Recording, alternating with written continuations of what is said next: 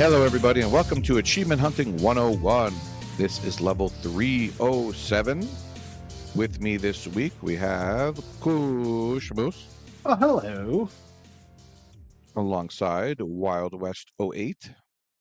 What's going on, guys? And this episode is so excitingly big. That's what she said. We have Exe the Hero. Cool. Hey, that's me. Oh, wait. Super cool. And, of course, I am Big L. We are going to be talking a lot about the Xbox Showcase. So much to Wild West's chagrin, we don't have time to talk about food. Sorry, buddy. What about Alan Wake? What is he And the showcase was a big deal. Fine. Sit You in want the to talk about corner for Alan a little Wake? You bit. got your new No, DLC. No, What do you want to talk about? about? What do you want to talk about? I want to talk about the awesome showcase that Xbox put on this week. Yeah, Alan Wake is like last year's showcase news. Yeah. Alan Wake's like the Summer got? of Game Showcase, not the Xbox Showcase. Oh. Are you consulting your spreadsheet? Is that all Maybe. or is that all in the Koosh Cabeza? This whole thing could be a spreadsheet. Well, let me just say something. Koosh Control woke up F, from his Koosh woke remedy. up from his coma today because I think he was just overloaded from the weekend. I was a little overstimulated. That is true. Finally got back to normal today. We're happy to have him. Sounds like you're due for another beach trip soon. A credit card dedicated just to pre-orders. Yeah. Koosh has more tabs open than he's ever had in his life. I had His to buy more computer memory. weeps as we record. He bought a new laptop just to order. I had so many tabs, more guys. tabs. I had to print them out. So I've actually got printouts because I'm that old. I have Oh. printouts of Wow. tabs and directions. Print shop. Remember when you just had to print? Remember when you would go to MapQuest? Number one, do you remember MapQuest? And number two, do you remember yeah. printing directions? Wow. Yeah. Yeah. Yeah, I taped Yeah. them to the steering wheel. I mean, Yeah. My dad was not the one to safe. have a folder, and he'd have a travel folder, and he'd have MapQuest directions in there. And See, then that's they'd smart. have My the mom would reverse just link. reprint them every time. Yeah. And then they'd have a link at the bottom that said reverse link. And so they would have the directions in the opposite order because it's too hard to read from the bottom up. Oh, sure. Well, not only that, but then instead of going right Yes. on this road, you have to go left. You have to reverse those. Yep. Yeah. Man, Dark Ages were tough. Oh, so we're talking about Doom now? I was like, there's a perfect segue there, but is that what we want to do? That's fine. Let's do it. It's like Doom. Just like It's like Doom. Hey. Come on. There's so many ways we can go with this Dark Ages joke. We'll circle back to Doom. We're gonna go to our patron / former staff responses, and then we'll have our thoughts as well sprinkled in and after. So stay tuned. We're going to talk about a lot of games. The excitement is palpable, and the orange juice is lots of palpable. I was going to say, palpable. Come on, guys. This is easy. Low, That was easy. terrible. That's terrible. The jokes are terrible. Yes, this is why But we got our food talk in.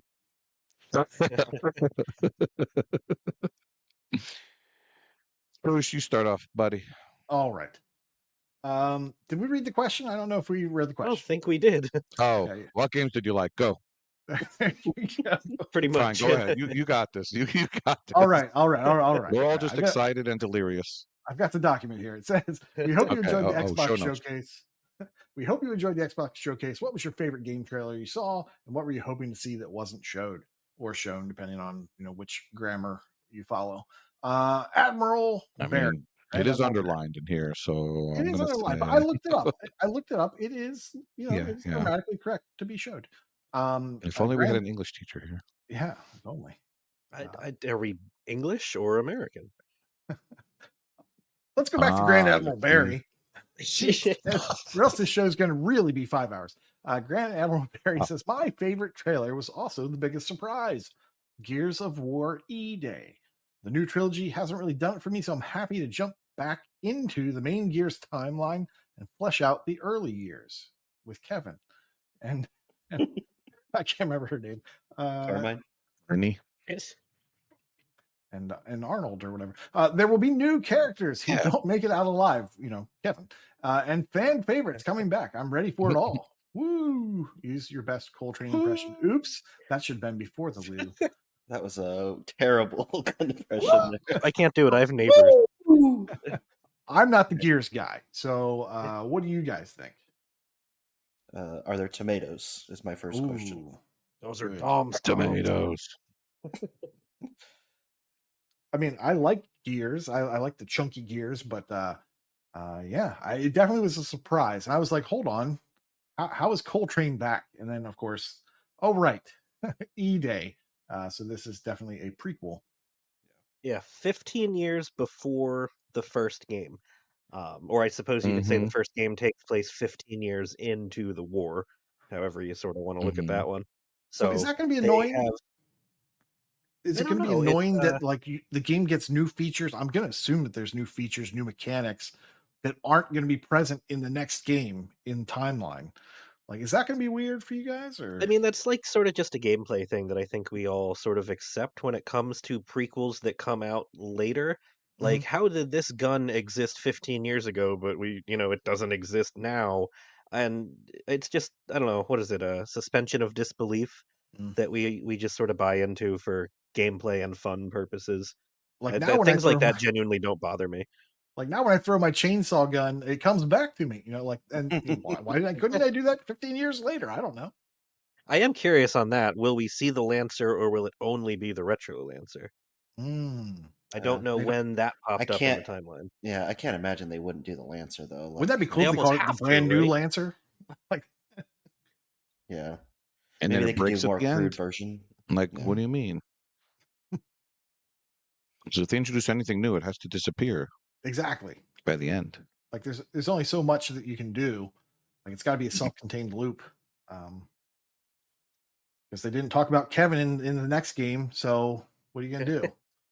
Winnie. It was Winnie. Yes, I said Somebody say Winnie. Winnie. I didn't hear it. No one listens to me. That's Oh, okay. there's And overtalk. for anyone who's concerned, I think Dino Bull asked in chat, like, are we going to get Gears 6? Like, what happens to Kate's story? And the Coalition did confirm we are working on Gears 6 as well, but we'll come back to that later. This is just a bonus game. This is why it was such a surprise, because we got 4 and 5 and we expected 6, right? Right. And then they could have circled back, but nope, they're circling back now. 0.5. Which makes me hope that it's just like a smaller story and not some huge multiplayer thing, but it probably will be. But it'd be nice if it was more of like a judgment thing. You can't release Gears without multiplayer, though. I don't play it I know, personally, but that's what Gears is. What if it's just an arena battler? You fall down. I'd be so disappointed. It's just a battle royale game. Yeah. Because they had a tactics game, they could have a card game easily. Yeah. So here's a quick thought before you move on, Koosh. Okay. What were you guys expecting when they said, "And we've got one more thing to show you"? Were you expecting Gears, or were you thinking Gears? What were your first thoughts? A new iPhone. Wow. Man, you must have been watching like 6 showcases at the same time then. I was thinking new Gears or new Halo, definitely. I didn't want to cut anybody off, but new Halo was my immediate first response. Yeah. My first thought was, oh, now we get the Activision news. Now we get the Activision Game Pass, deluge of just content. Yeah. But no. Yeah, we could talk about that later. I was just thinking about it because we were like, oh, that was the last game. I was like, I wonder. That's true. It did seem, it's like we're over, but haha, teehee, one more. Yeah. All right. I was thinking either Activision or Halo. Yeah. All right. I'm sorry. Okay, moving on. Rocker Dude, longtime listener, first time caller. My game of show has to be Power Rangers Rita's Rewind. Now, once again, this is from the Summer of Game Showcase, not the Xbox Showcase. That's fine. It has to be Power Rangers Rita's Rewind just for the sheer pop it gave me. Oh boy. The animated bits looked amazing.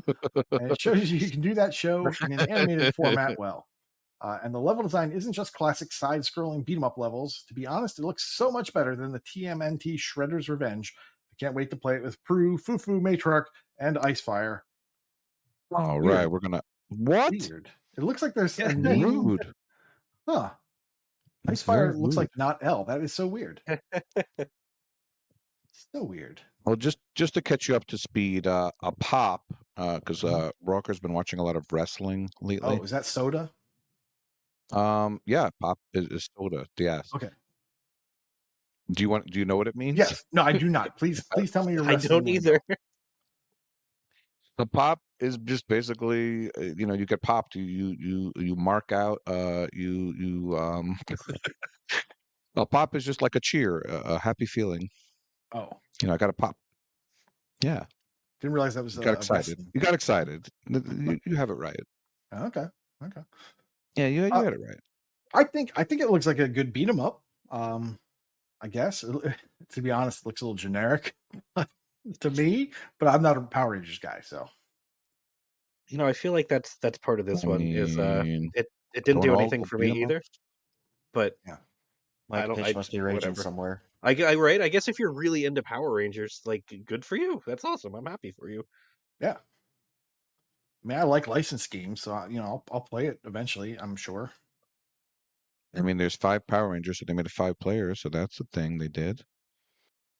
But with Did they ever get TMNT, there's 4 turtles, but they added extra people that aren't turtles to be characters to make it yeah. 6 players. Because TMNT is awesome and Power Rangers suck. But they had a crossover, so doesn't that make them equal or almost equal or no? No, that didn't happen. Don't. No. Oh. I Okay. mean, Alien and Predator had a crossover. That does not make them equally as awesome. That Oh yeah, Predator's the best. Alien's kind of mid, as the kids say. You're about 30 No, years too old to call no anything cap. mid. No cap. No cap. Don't call things I, mid. I was just saying, no, Alien's cool. I was just trying to draw your ire. It didn't work. We just lost all our Gen Z listeners. Gen Z. Alien came out in the 70s, just like Koosh. Yes, I did come out in the 70s. Thank you. I know. You did. Moving on. Oh, my turn. Yes. My turn. I'm glad I asked. Metroidvania. Also, Gears, E-Day for sure. Whilst the new Gears games have been fine, I've really missed the story of the members of Delta Squad. Getting to see some of the detail that was learned through reading the books, realized in game format whilst playing my favorite cover shooter is super exciting to me. Now, sidebar, do you guys know how many books there have been on based on the Gears games? 4 or 5. Let's say 10. Throw out a number. While I'll say 8. Okay. Seuss, did you guess? Yeah, I said 10. So 4, 5, 8, and 10. Oh, okay. The correct answer is actually 8. 8 Okay. books Hey. is right. Nice. Yes. So I was actually looking today at where they are in the timeline, and it's just very confusing. So, but just know that there are books that take place during this time period. So it's very exciting if you're into that stuff. Sidebar of your sidebar very quickly. Are the books Yeah. considered canon? Yes. As a Okay. matter of fact, the woman Karen Travis wrote the first 5 books, and she was put on as the lead writer for Gears of War 3, and I learned that today. I did not know that. So Nice. Okay, cool. they are very canon. And if I still read books like I did in my youth, I would be into it, but I would love to read them. I'm sure they're good. Moving on. Michelle says, I was hoping for more details on Visions of Mana or the Kojima game, or maybe an update on what Double Fine is up to. But summer trailer season clearly isn't over, so I'm sure we'll know more before long. I think that's the thing. Like, with E3 gone, there's so many just showcases popping up to take its place. So that is definitely a safe bet that we'll see more. I forgot about the Kojima game. I forgot that there was a Xbox exclusive Kojima game. Yeah, I was just about to say that because I was talking with Dude and some other people about games that we didn't see, like Clockwork and maybe Judas. I don't really know where Judas is going to fit marketing-wise in, but That was I didn't think about that until right now when she wrote that. Yeah, we didn't see anything on that one either. Kind of makes you wonder if we So- didn't see those. Are those like 2026? Yeah, gotta be. Or So the maybe thing with the Kojima trailers were game- so. Sorry, go ahead. Al. I was gonna say maybe the trailers were so mysterious and Easter eggy that they did happen and no one noticed because The it's whole Kojima. thing was a Kojima trailer. Oh my god! Right, exactly. Right. Yeah. So I have been following this Kojima game as a Mm-hmm. non-Kojima fan, generally speaking, for Mhm. a strange reason that has not been confirmed one way or the other. But when the game was announced, it was at the Game Awards. Kojima walked out to a Nine Inch Nails song, Mhm. which okay, whatever, that's fine, nothing Yeah. specific there. And then a few days later, the official Nine Inch Nails account posted pictures of Trent and Atticus and Kojima in like a recording booth. Mm. So the fan theory in the Nin community is that Trent and Atticus of Nine Inch Nails are doing the score and the soundtrack for this Kojima game. So I am very excited for it for that reason alone. I will totally play a game that Nine Inch Nails does the score for. But will That's you listen cool. to the music or will you? I'll just leave it on the main menu forever and never There touch you the go. game. But yeah, I mean, if they want to hit their target that they set a long time ago about trying to release a game, every quarter, Mhm. I think some of those ones are probably out 2026 or later. Yeah, they do have to spread them, right? Yeah. Is the Metal Gear game not also a Kojima game technically? It's not. I mean, It is, but it he- isn't, right? yeah, exactly. It's made by Konami without his Did he involvement, not do that but one? No. it's still his franchise. No, he and Konami parted ways a while ago. Oh, he didn't But do yeah, three. was Snake Okay. Eater with Kojima though? The original? It was a while. It was so long ago. I feel like it must have That's a been. remake of The- three. Yeah, he did three. Okay, I'm looking. Yeah, he did 3, but he's not involved in In this Okay. one. the new one. Right, right. Okay. So I was thinking, they didn't want to overshadow that with another one. As far as Visions of Mana goes, time travel is funny, as Koosh likes to say, but Mhm. I believe there's a trailer tomorrow or yesterday Oh, with the so release date confused. of Vision of Mana. So we'll find out more. We'll talk about it next week. Or next time. Right. she's Exactly. on. Next time. H101 alumni EL Sock. It's in the game. Says the biggest trailers for me were Doom, Dark Ages, and Gears E-Day. I must have a strong liking for chainsaws that aren't chainsaws. Between the Gears Lancer and the new shield in Doom, chop up all of the things. They both looked awesome. Awesome. Chainsaws them. Chainsaws do Yeah. make everything cooler. Speaking of Doom and Gears, X, I have to ask you something. Uh-oh. Yeah. So you have made some comments in the Discord about Xbox games being a certain colors. Yeah, you wanna- yeah. Do you want to do you want to quickly get into this Do we really want to do this? All right. real quick? So, okay. I'm curious what So people think. I have heard.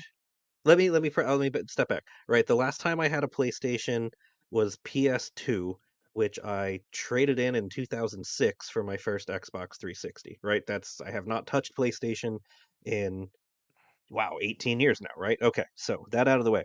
I've noticed a lot of people say that Xbox games are a lot of gray and brown. I never thought anything of it. All right, whatever.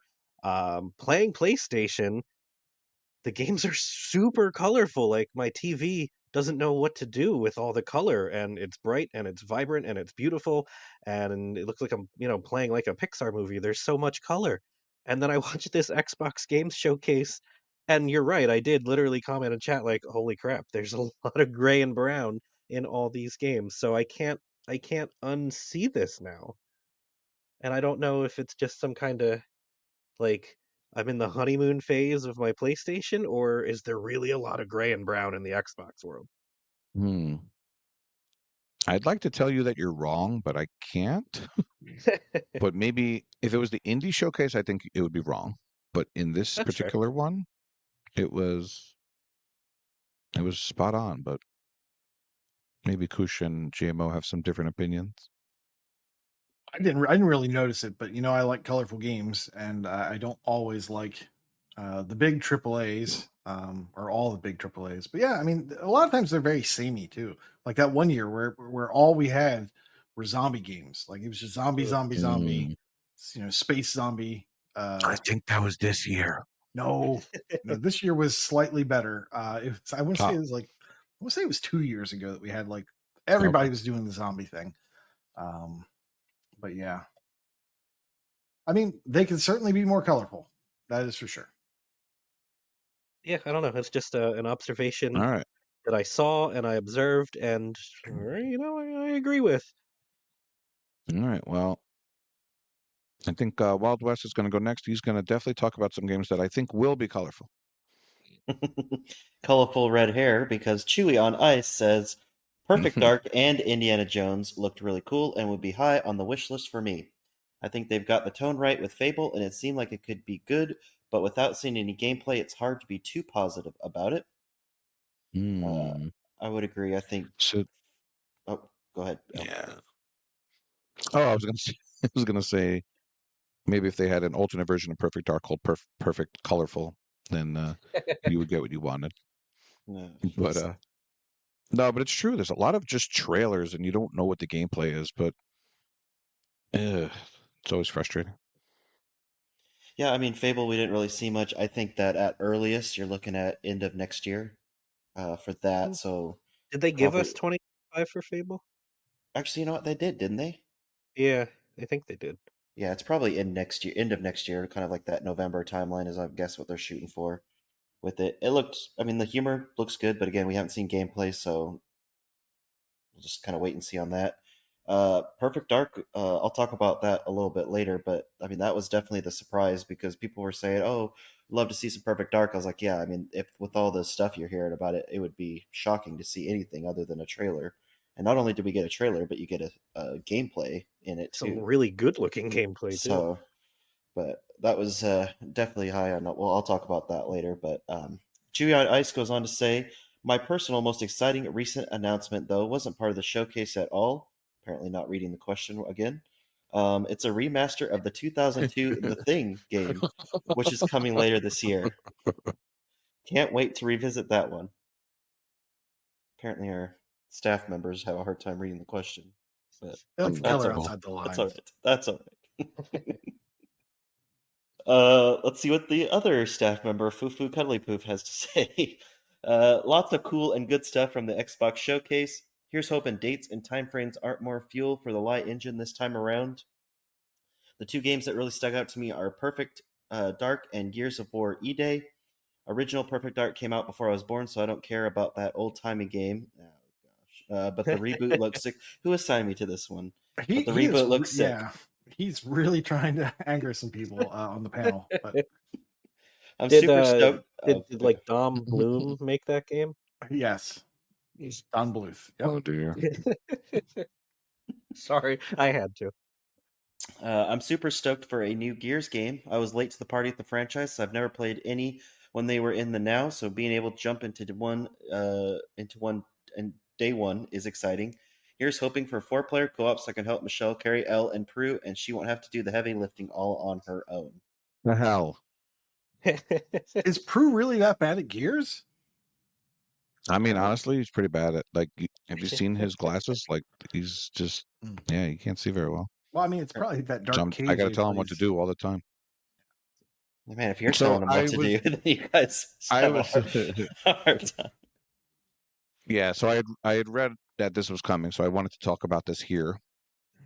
Set the record straight. Because I have noted that in the past that Gears has gone backwards and is very confusing because Gears was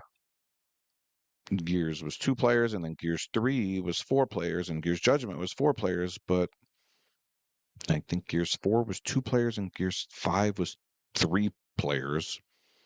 So I don't know what they're doing, but this had better be 4 players. I didn't So even think of that. You're absolutely right. If you need me to come save the day, I know how to shoot things really well. I mean, yeah.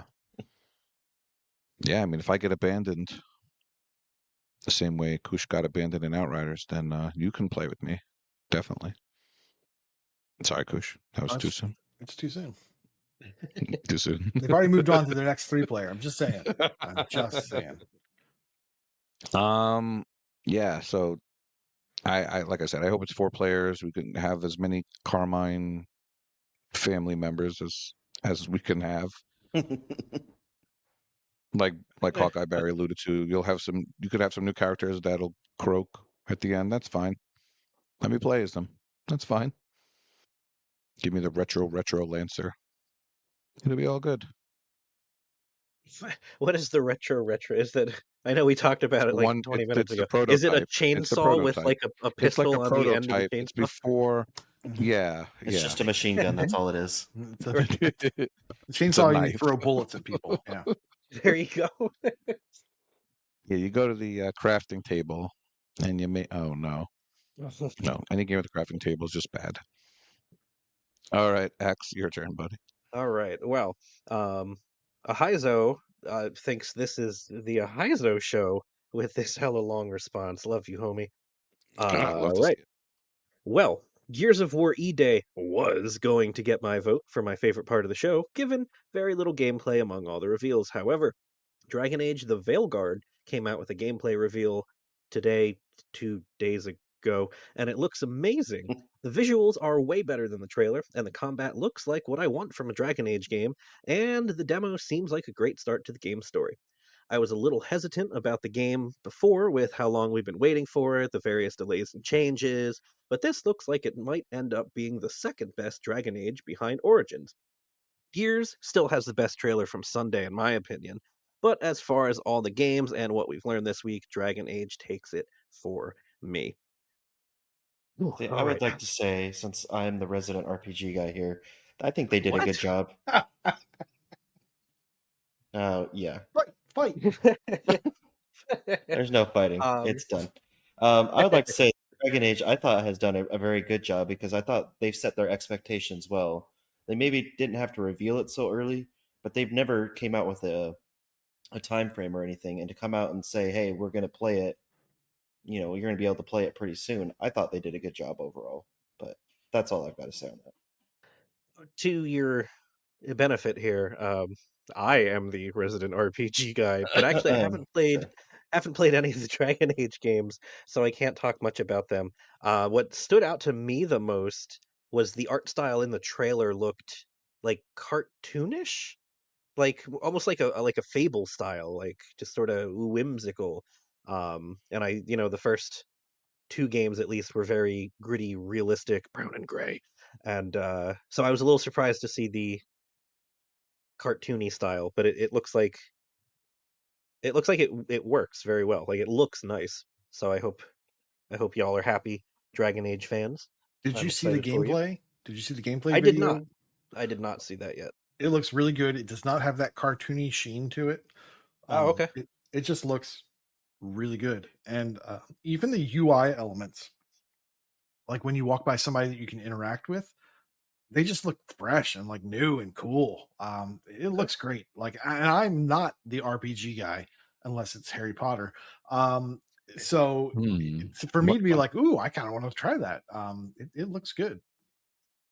Solid. Okay. Spoiler alert, we know you Um, won't. That's true. Spoiler alert. true. I'll play it on someone else's tag for 5 minutes and then go back to Harry Potter Part 2. What if there's like a Paw Patrol Easter egg in it? Ooh, that probably wouldn't happen, but I would watch it on YouTube. There we go. There's the answer. All right, deep breath. Ahizo has continued to say, I want to see more about Fable, Perfect Dark, and Indiana Jones, but those looked really good as well. I think for what I felt was missing was something big from Activision. I know new and upcoming games were the focus, but it seemed odd not to make an exception and put some big Activision announcement in there. Not necessarily all of the Activision on Game Pass or anything, but even something small but notable, like all the Xbox One CODs coming to Game Pass or something. We haven't heard much at all about what this acquisition is actually going to do for Xbox gamers, and this big event seemed like a good time to do it. And we were kind of talking before the show, actually. You can't even disagree with that. It's has been a weirdly long time, and we have really nothing to show for this acquisition. So that's a valid statement, in my opinion. Yeah, I forgot to mention, like, I of course didn't follow the rules either, because staff, and did not mention like the thing that was obviously missing from the show, or thing I felt was missing from the show, and that was indies and Game Pass. Just straight up Game Pass slash Mm. Activision part of Game Pass.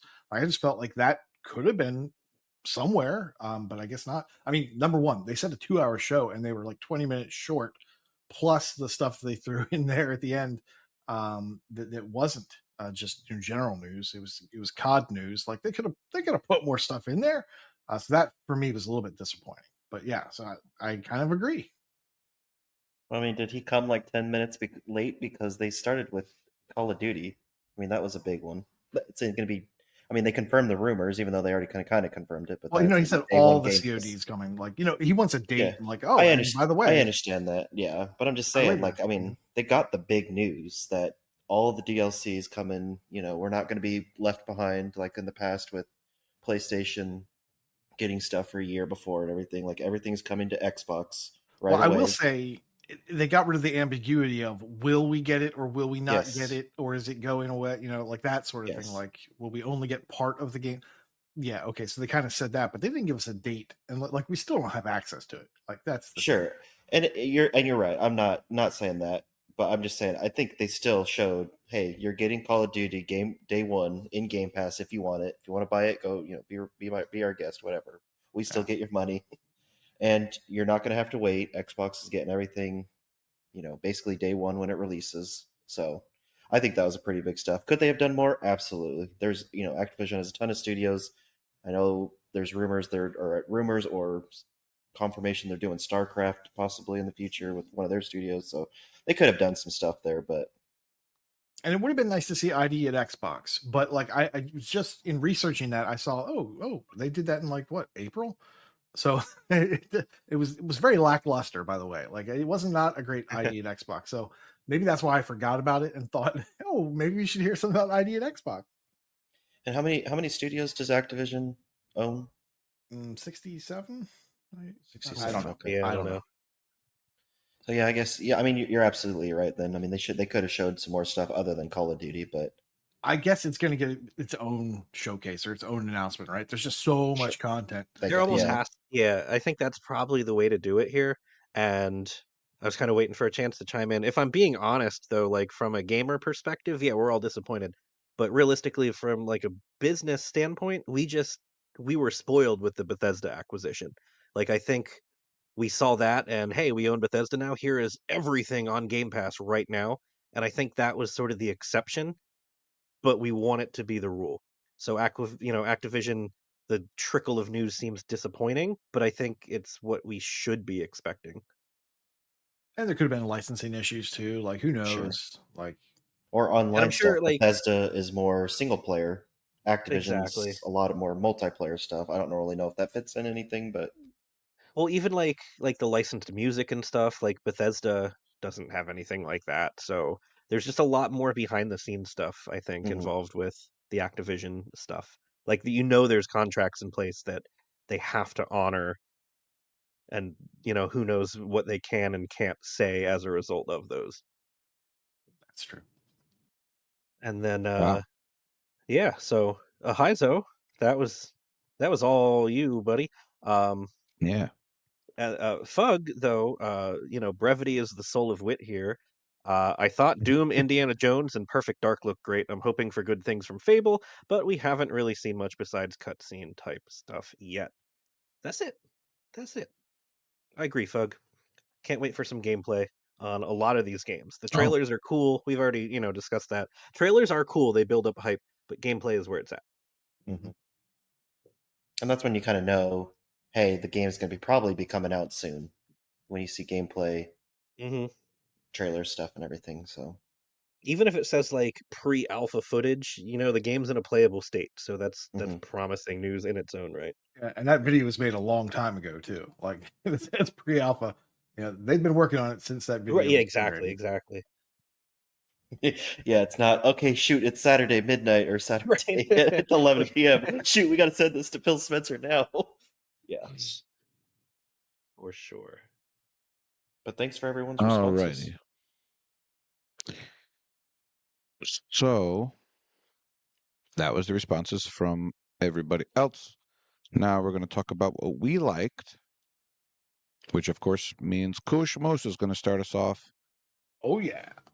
while we Uh, still have him around from his coma. Now we talked about only talking about like 2 games at a time, so that's why you'll know we're only talking about 2 games. The first game I have to talk about. I was so excited the last time when we saw the trailer, the intro trailer. We knew nothing about it for South of Midnight. I just loved the art style of it. I loved the music, and then of course we knew nothing about it.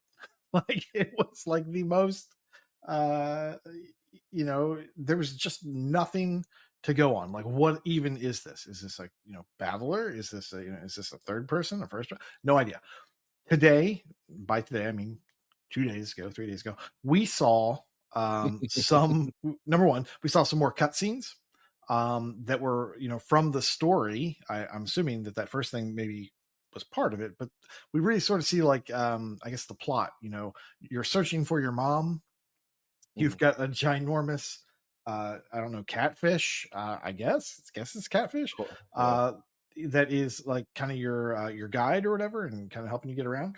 And then it moved into some gameplay, which and I believe it was very choreographed gameplay, but still gameplay.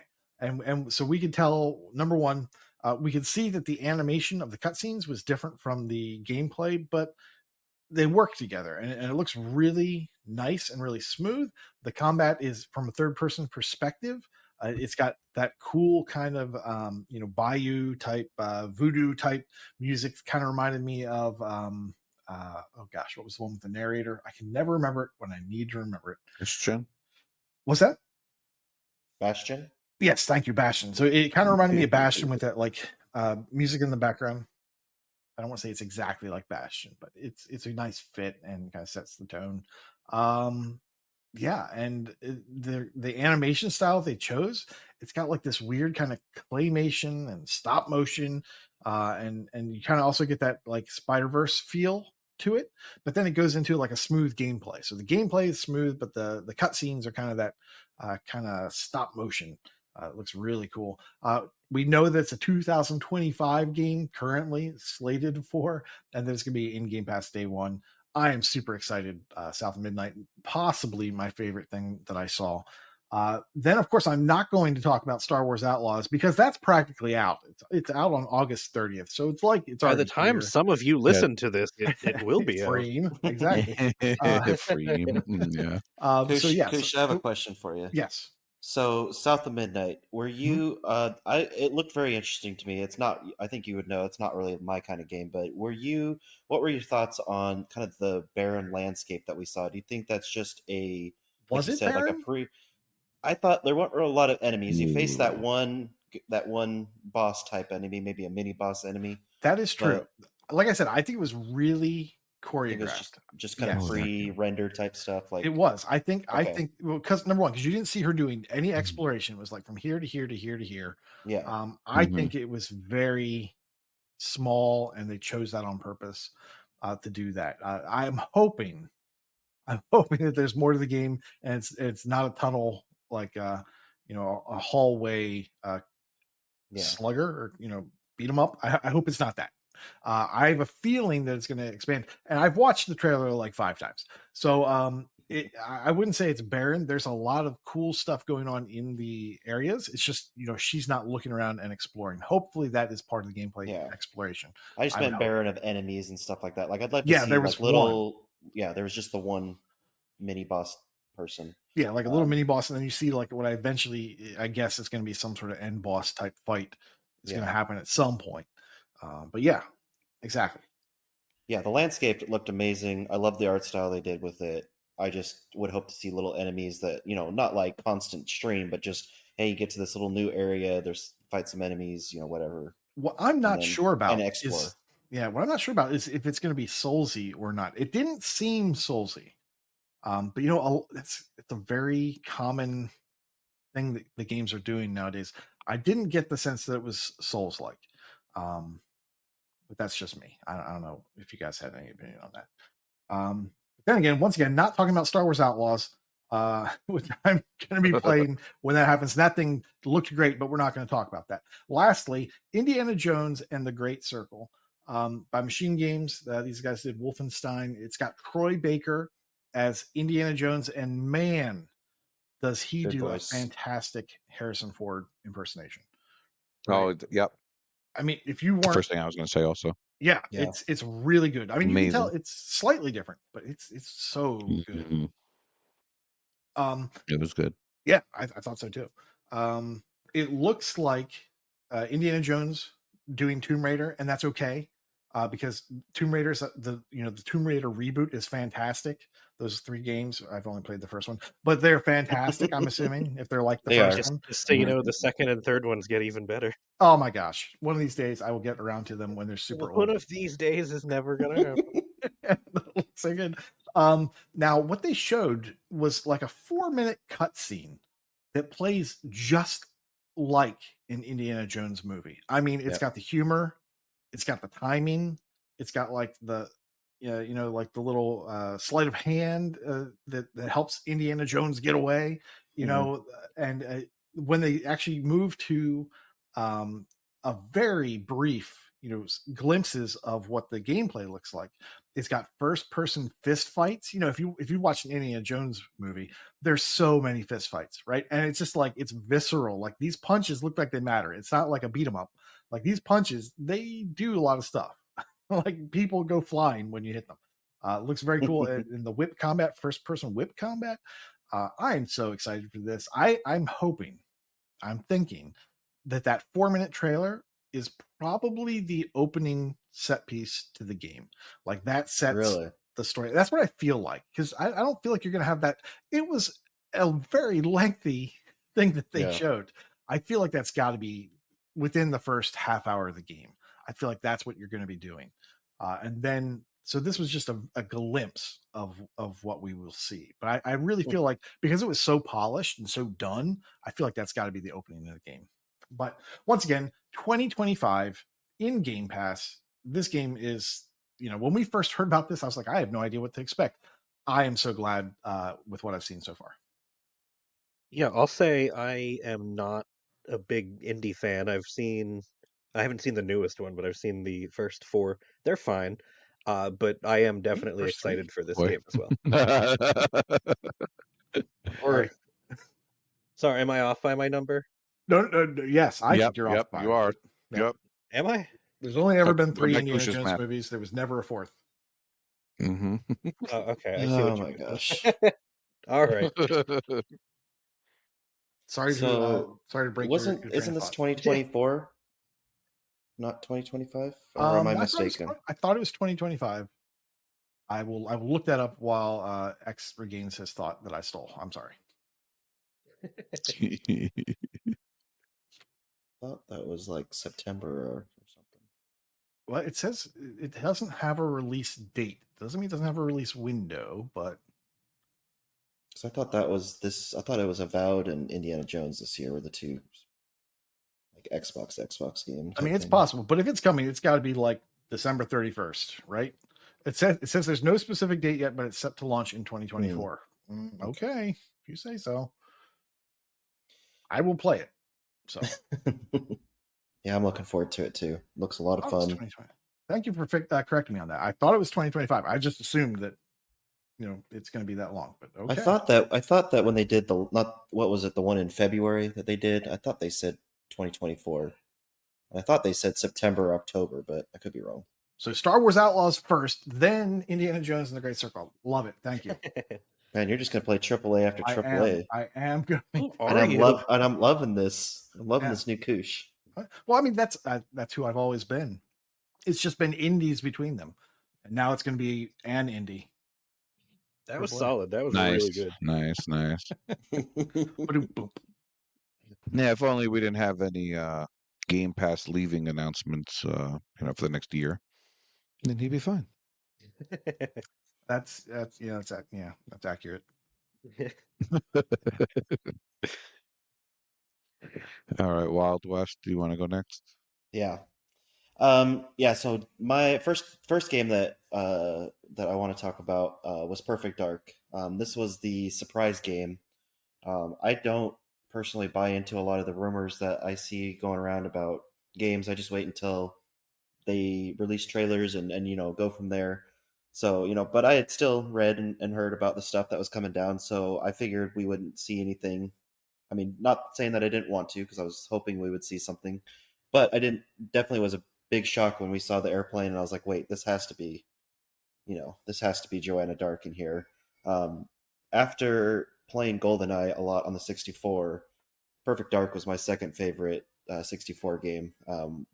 My friends and I, we played that almost as much as GoldenEye after it came out, and playing with the different gadgets, especially the X-ray gun, and always getting mad at people picking up the X-ray gun when you're trying to play, and we'd have no X-ray gun modes and everything, so you couldn't cheat with that.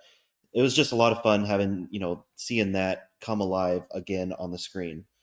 So the Perfect Dark is coming out from the Initiative and Crystal Dynamics.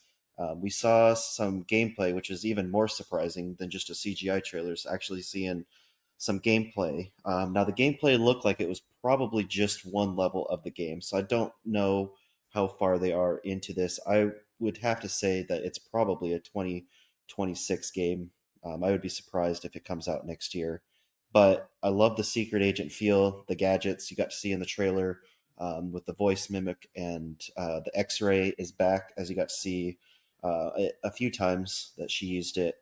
So I really liked that. The gameplay looked very smooth. I'm interested to see how it kind of will play real time, as she was doing a lot of sliding and shooting. I would have liked to see some more weapons too in there, because she was just using her pistols, and so I'd love to see more. If it's going to go straight, just kind of street level feel of just typical guns, or go kind of more in the sci-fi setting where Perfect Dark usually goes to. So having some more bizarre weapons. So I'm excited to see that, but I enjoyed it. I love that they are still keeping, as you got towards the end of the trailer, seeing some more of that sci-fi setting in there. So I'm hoping they'll keep that, and we'll see maybe some alien stuff in the future. Um, but overall, it was definitely the surprise, and the good surprise of the trailer for me. I didn't have any problem with the appearance of Joanna Dark. I know some people didn't like it. I don't know if you guys have any thoughts on that matter. Her appearance, no, I just thought she was a fantastic shot. Like, she killed everyone in one shot. So I mean, I just guess that's how the fine. game's going to play too. You're just headshot, headshot, headshot. I guess Well, you're a secret You agent. mean Come on. that's true. you're worried about the way that someone in a first-person shooter looks? I'm not worried about it. I'm saying I did Oh, see a lot of reaction people to are. it, possibly on the more negative side, It's because because her we'll hair see her in Why? wasn't. cutscenes. Is it because her hair wasn't red, like fiery red, or I think it was just her overall attractiveness, I would have to say. oh, oh yeah, okay, yeah, okay, yeah. Is Okay, what I it is. didn't I Yep. didn't know Wow, what that's sort of what. direction you Wow. were going with that, but that's been like a thing lately with females in games. A certain crowd of gentlemen, I'll say that, just comes out and she's not hot, trash game. Like, come on, guys, we're better than this. Yeah, Yeah, hopefully. I we're mean, not, even but third, oh, yeah. I mean, third She, person, you're seeing the backside. First person, exactly. you're not really seeing them except cutscenes. I mean, it's. again, we're playing a game. I'm We're just mad not. that the gameplay looks generic. That's why I am upset about that.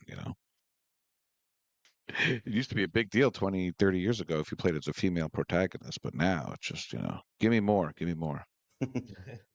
So that I was mean, my. for oh yeah, sorry, I was just gonna say, No, go ahead. I never played the first two games. I am aware of them. So watching this Hmm. trailer, it gave me like James Bond, like spy tech kind of vibes. Hmm. So I'm Yeah. looking forward to it Yeah. just for sort of like over the top crazy spy simulator. I don't know about the sci-fi elements. You said aliens, okay, I'm here for it. But just that, cool like M5 spy tech, like let's go. I'm excited for it. To be fair, the first two games, she doesn't look like an attractive woman either. She looks like a series of boxes. So with this Yeah, game, but we anything's we an know improvement. how OG Lara Croft is perceived. Exactly. Yeah, I mean, it's been a long time Talk. since I played Perfect Dark Zero, so I can't really speak to the sci-fi. I'd have to go Ooh, back and read some stuff up on that. But the first game definitely had, that game sucks. some, yeah, yeah. But Yeah, so that was my first game. The second one for me was Doom. I loved 2016. I loved the Doom Eternal game. So the Dark Ages setting, it looked fantastic.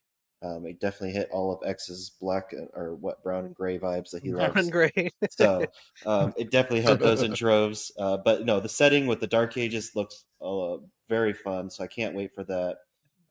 I hope we didn't get to see a lot of him doing kind of the traversal stuff that you saw in Eternal, and I hope it keeps that way because I think Doom, you just need guns and ammo and kill the Hellspawn, and just that's all you need. That's really all you need.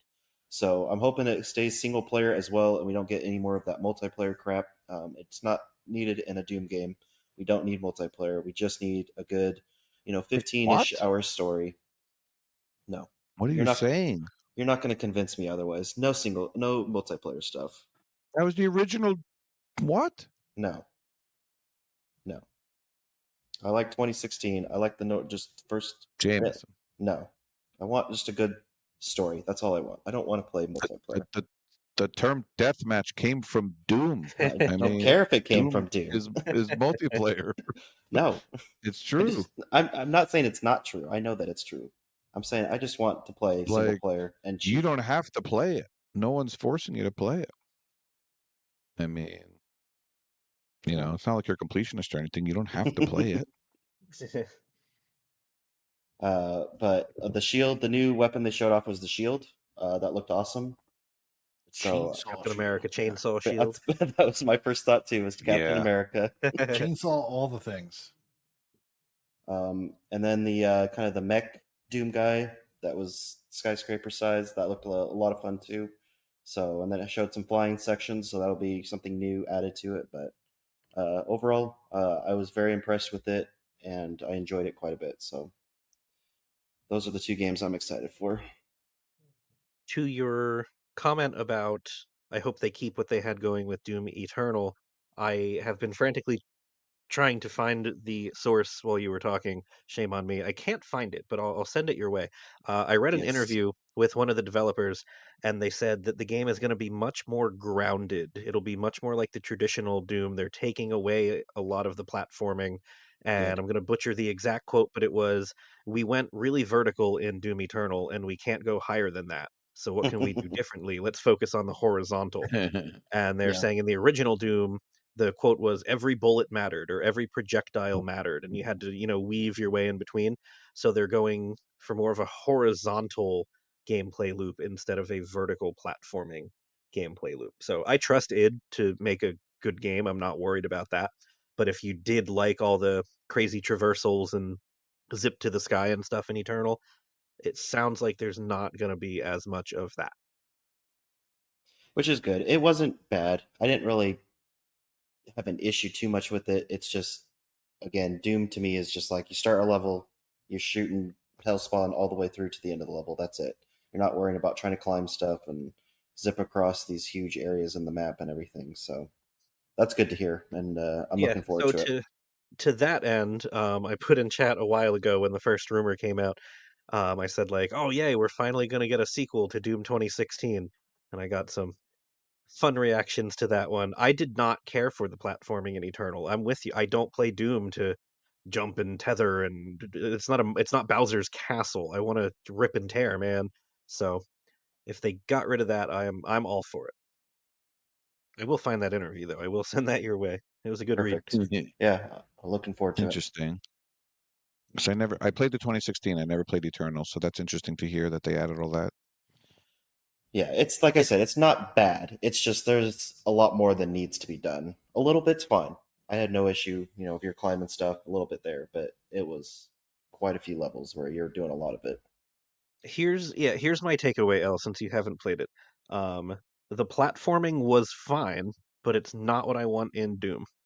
It's just simple as that. Okay, I understand. I understand. All right. X. Hey, What I games did you like? thought you were gonna give me some kind of introduction there. All right, so I also have Welcome to the two. podcast. Right? So the first one I'm going to be talking about is Well, I'm kind of confused on what the title is because I thought it was called Expedition 33. And the website for this game is expedition33.com. The link for the actual website, expedition33.com, says Expedition 33 Clair Obscur, but then the game is listed on Steam as Clair Obscur Expedition 33. So I don't know. I think actually it is called Clair Obscur Expedition 33.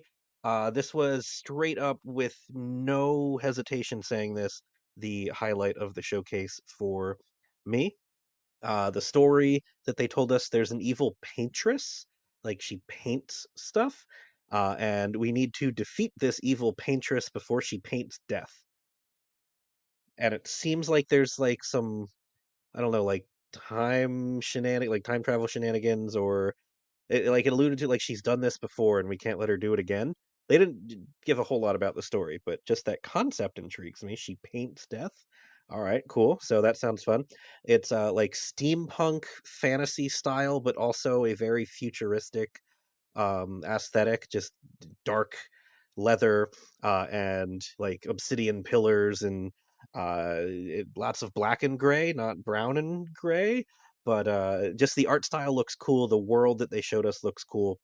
And what excites me the most here is this is going to be the you're either going to love this or you're going to hate it, I think is how it'll go. But it is a modern turn-based RPG is how they are pitching it. And if you saw in the trailer, it is you have your party of 4 or 5 standing there, turn-based with the enemy in front, and you choose your action. But then the modern part comes in where, you pick attack or whatever. I don't think it showed what you're actually picking, but you pick attack and then your character runs up and then you have this real-time gameplay. So it showed like sword play. It looked like you had like quick time events to hit X, and then it showed another one where you were like hitting random buttons, and then there was like mashing whatever for extra bullets. And it as I'm saying that, it doesn't sound very exciting, but it is a nice spin on classic turn-based gameplay just to make it a little more interactive. And it reminded me, just at its core, of I think it was R1 in Final Fantasy VIII. If you timed your R1 right with Squall, you would do extra damage as you shot a bullet on your regular attack. So they're calling it modern turn-based with real-time elements, and I think it looks super cool. And honestly, Elle, I think you would be the one to ask, when is the last time that we had a turn-based RPG on Xbox? Like a I new one, not mean, a I think, remaster or a reboot or whatever. well, a new one or a new one that's homaging old stuff because we have like Sea of Stars is pretty new and like I those type of y games, yeah, like a 16-bit looking like a like a new, looking. what word am I looking for? Yeah. Like a AAA turn-based game. Because the last one Triple A. that I could think of was Lost Odyssey. I've got to be missing one somehow, somewhere, right? Probably, yeah, yeah. I mean, you've had your costume quests and your, stuff like that along the way. But yeah, I So wouldn't there's consider definitely like those aren't some. AAA. Like those are still indie games. Right, right, right. I'm sure And there's been something. I'm not dissing indie games, but I'm saying like a No, no, no, full-fledged big turn-based game. We just don't get them anymore. Oh, you know what? So I'm answering my own no. question. It was Dragon Age 11. I forgot about that. Excellent Oh, turn-based game. Dragon Quest, Dragon Quest. Oh, I did say Dragon Age. Dragon Quest 11. Yes, Woo. yes. I know you. I knew what you meant. But yeah, so I'm super excited. I feel like that is going to turn a lot of people off who don't want that old school turn-based style.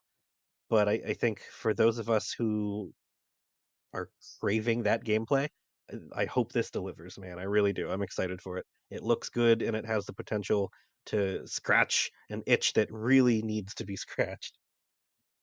Do you need to get that looked at or what?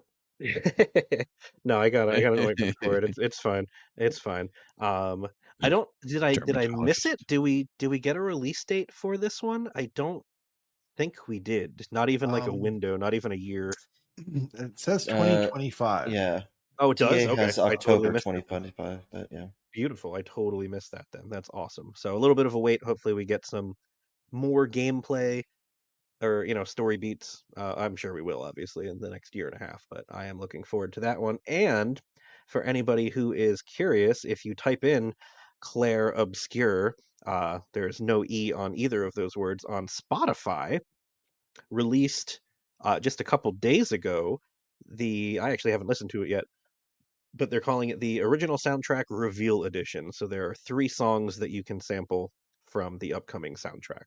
And I literally just found that out like as we started recording, so I haven't heard them yet, but that's cool. I always like, you guys know I like my game scores and soundtracks, so I am all for that if they want to give us the music early.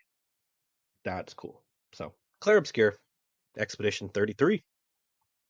Yeah, I would definitely say that was my That one, surprise of that looks the awesome. showcase. It was just kind of came out of nowhere, and I hadn't heard anything of it before, and it looked interesting. So Yeah, I agree. It was one of those out of nowhere and looked great. And like the Paper Mario-fication of these types of games. That's cool. Yeah, I know it's not a lot of people are going to be hyped about a turn-based RPG, but that's right up my alley, man. So, and you guys are right. I don't think like that wasn't leaked or alluded to. That was a genuine surprise of the showcase, which is pretty rare these days too. Yeah. Petition.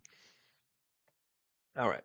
I guess So I'd be remiss if I didn't ask if you have to play the first 32. It actually counts down. Like if you saw in the trailer, there's a 34 Yeah. on the Oh, pillar, that's and then true. it fades away to 33. So they've given You're themselves right. You're right. an end date for the series. So And that's why I think they were, like I said, I think they were alluding to like some time travel, maybe story beats, but only time will tell. That was kind of pun intended, but not really. Yeah, they didn't show us that much. But speaking of time travel, Mm. the second game I'm going to Mhm. talk about, Life is Strange Double Exposure. I'm pretty sure I Wow. am specifically talking right to Mental Knight right now and nobody else. But Oh, I love these games, man. They are, I don't know, they do a really good job with them. It's I don't need to explain what Life is Strange as a concept is, right? Character with some kind of superpower, no. a crazy story figured out, right? They've all had their own beats. The first one was like a murder mystery. The second one was siblings bonding, escaping the law, and then the third one was finding, well, the third one's kind of recent, so I won't spoil it too much. Finding a secret, essentially. So this one, though, it brings back Max Caulfield from the first Life is Strange, and some time has passed. She is older, and I think the trailer opened with her saying, like, I swore I would never use my powers again. Again, she can time travel. But then this is all from the trailer, so can't spoil anything. Her new friend has died, so she has to use her powers to prevent her friend from dying. But then instead of just like rewinding time, like just moving straight back, it seems like she is opening up alternate dimensions, like alternate timelines, I guess. So it pitched it as like, I lost my friend in this timeline, but I'm gonna hop into this other timeline and save my friend by learning out what happened. I don't know. It seems like, well, not seems like, it literally is a murder mystery with time travel. So hopefully they handle that aspect well. Time travel stories are always hit or miss for me, whether it's believable or just so absurd. But Life is Strange, it is made by Deck Nine, who made the last two, I believe. So it's not Don't Nod. That sounds weird. It's not Don't Nod, who made the first one and the This is prequel, the I fifth think. one, right? Well, they had the prequel, but technically it's the fifth game. Okay. Yeah, it's the fifth Right. Life is Strange, but the fourth main line game. That's Um, crazy. yeah, so I am excited for it. They've already announced it will be $50, and it comes out October Really? 27th, I believe. Yeah, games are going up to 70. 60 is the standard. This one will be 50. That's cool. I know some people weren't particularly happy that Life is Strange True Colors was a full $60 title after the first two had been $25 titles. So I think they probably took that into consideration. And there are 3 versions coming out. So the regular one, it's $50, comes out I think October 27th. I don't quote me on the date if one of you guys wants to look that up. And it seems like the whole game will be available. All 5 chapters, or the other ones have all been 5, so assuming they're 5, will all be available on that October release day. There's the deluxe edition for 60, which just includes some skins. I don't see the appeal there, to be honest. It's literally just cosmetics for your outfit in game. And then there's the $80 Ultimate Edition, which comes with more skin packs and the digital soundtrack. And check this, 2 weeks early, not 2 days, 2 weeks early access for the first 2 chapters. So I know you guys aren't super into the games themselves, but how do we feel about that 2 week early access for buying the Ultimate Edition? Not for the whole game, mind you. I know. You'll still have to wait till official release day for episodes 3, 4, and 5, but you can play episodes 1 and 2 2 weeks early. I mean, I guess I don't get it. Like, why do it as episodes? Why not just I don't know, release the whole game? I mean, maybe it forces people to play a little bit at a time, but I don't know. It just seems weird to me. If I was gonna wait, if I was gonna play it, I'd be waiting anyway. To the time I get to it, everything will already be out anyway. So They are just odd. they are all coming out on Mhm. release day, all 5 of them, but you Oh, can pay more for early access to just the first 2. hmm. I don't know what you're talking about. I've played all the games except for the remasters. They haven't gotten that cheap, so I don't know what you're talking about that none of us here play those games. I actually did not know that about you, so I apologize. Play I didn't one think of that them. would be in your wheelhouse. I like them. They're good. This one actually looks the best out of all of them so far because I like the dual alternate timeline aspect of it. I think that's going to be very interesting. Yeah, it seems a little not that the other ones have all been, happy go lucky, but it already seems much darker in tone than the first couple Yeah, I'm were. interested to see how knowing, I'm not going to spoil anything from the ending of episode or the first game, but I'm kind of interested to see how they're going to go forward with it. I specifically didn't mention that, and I So, also won't spoil it for anyone who, hasn't played the first one yet. yeah. There were 2 endings, very distinct Yes. endings with a very difficult choice, and one of them has to be the canon ending, seemingly for how Pretty much. this game is picked up, right? Yeah. Or the one ending, her new friend dies, and the other ending, her new friend doesn't die. Well, what Don't I've think they seen could on do that from it though. yeah, what I've seen online is that one of these alternate timelines she opens will be the other ending.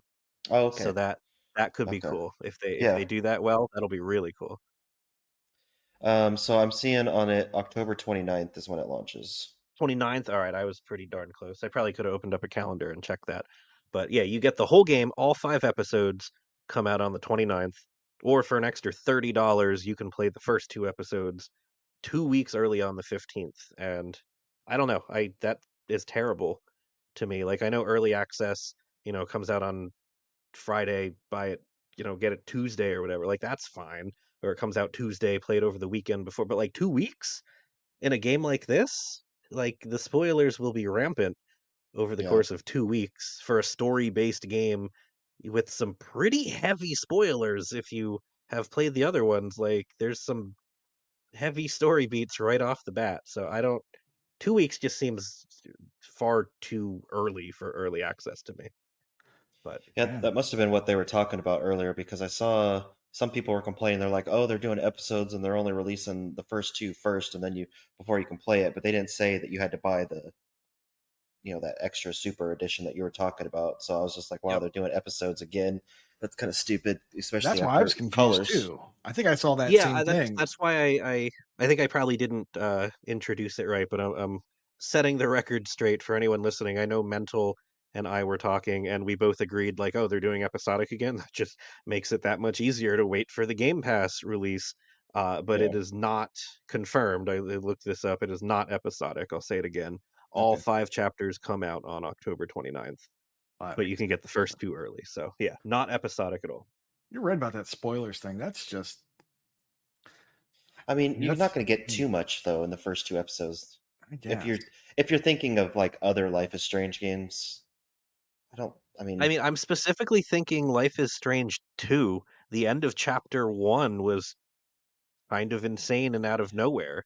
Yeah, that's true. And then even True Colors, the end of chapter 1, I kind of saw it coming, but Yeah. still, like, oh shoot. So, like, I wouldn't have wanted that spoiled for me, knowing that I can't do anything about it for 2 weeks, you know? Yeah.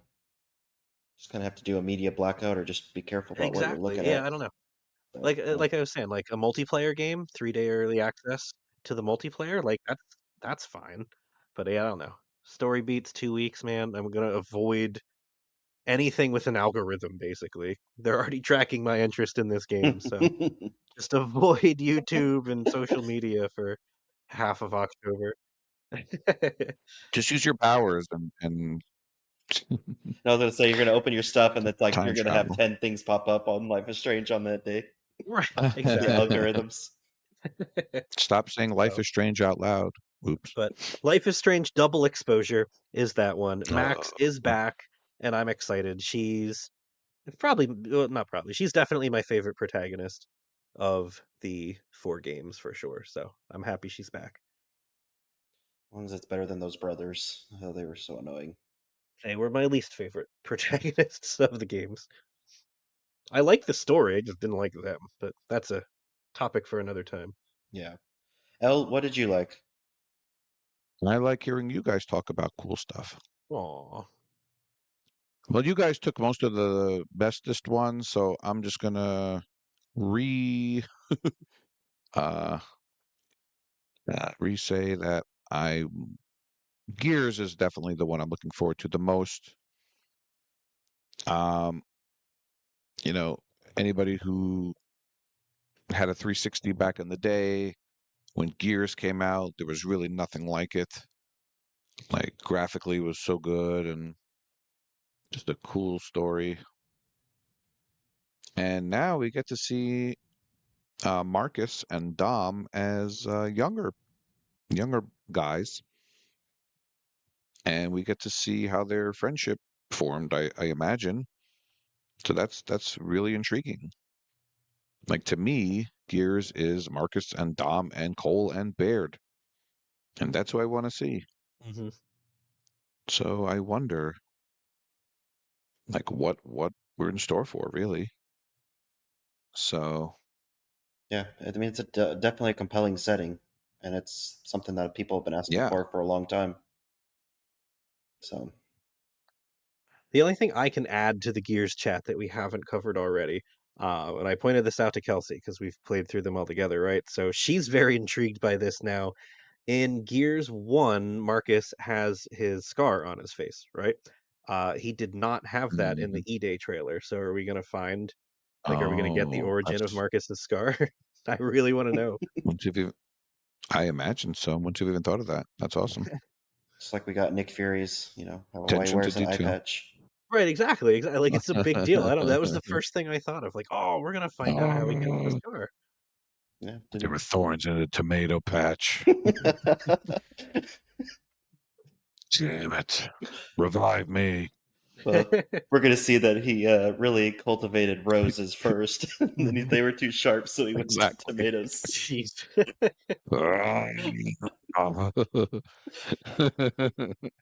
All I can say is I Yeah, hope the seriously crap is not that bad this time for you guys or whoever plays it. there's always some good humor in the Gears games. So as far as we know, there's no more involvement from Cliffy B, right? No, that's long done, I think yeah, that's a Yeah. long done deal. long gone. I feel like they would have mentioned it if he was part of it. But That's true. That would Well, didn't he do something definitely a be a while hype ago generator. and said something like, He "Oh, I just wish they popped up could at the ask end. me." maybe. I don't know. They probably have like an AI version of Cliffy that they could ask, or like Clippy, Clippy B. Clippy B, yeah. All right, I'm gonna forego talking anymore. I think we're gonna do a quick countdown, quick discussion of anything we haven't mentioned yet. Koosh, do you want to lead the way? Yeah, so we were just thinking that we'd just to make sure everything is mentioned, we were just going to do a quick fire run down all the things that were mentioned in the Xbox showcase. and just say something real quick. And if we don't have anything to say, pass and move on. So we'll start off with Black Ops 6. Great. I'll play it now that I don't have to pay for it. The campaign, that is. I'm happy that it's on for Game Pass, but if it's multiplayer achievements, I'll probably pass. Black Ops campaigns have all been fantastic, so I'm looking forward to the next one. Never touch the multiplayer. Pass. Are you I just played the pass on first all one. of That was them? good. That was fine. It was fine. Okay. Maybe. Or not? No, I can't see myself playing it. Okay. But Doom the Dark Ages. Okay. I'll play the single player. Maybe. Definitely looking forward to it. Won't be the same without Mick Gordon, though. I will say that the announcement of this game has made me want to go back and play 2016 again, finish that, and go on to Eternal. So there's that. State of Decay 3. Reem will probably make me play this. I would have loved to see some gameplay footage, but we'll see. We'll see how it goes. I'm intrigued. Too spooky for me. Yeah, I feel like zombies are passe now a little bit. Cliche.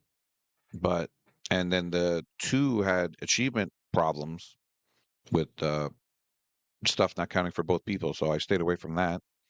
So if it's got good co-op, maybe I'll play it.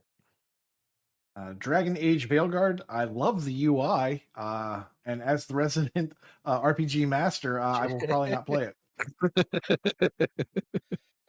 I'm looking forward to it. I just need to get through Inquisition first, and I'll be ready to go for this. But looking forward to it. Pass. Said my part.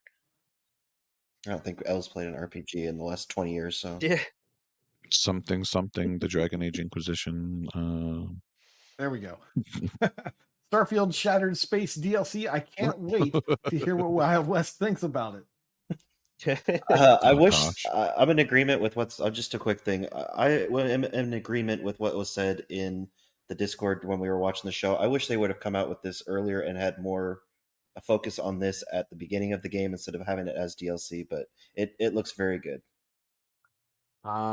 Maybe it'll make the game fun, and I'll try playing it again. No, thank you.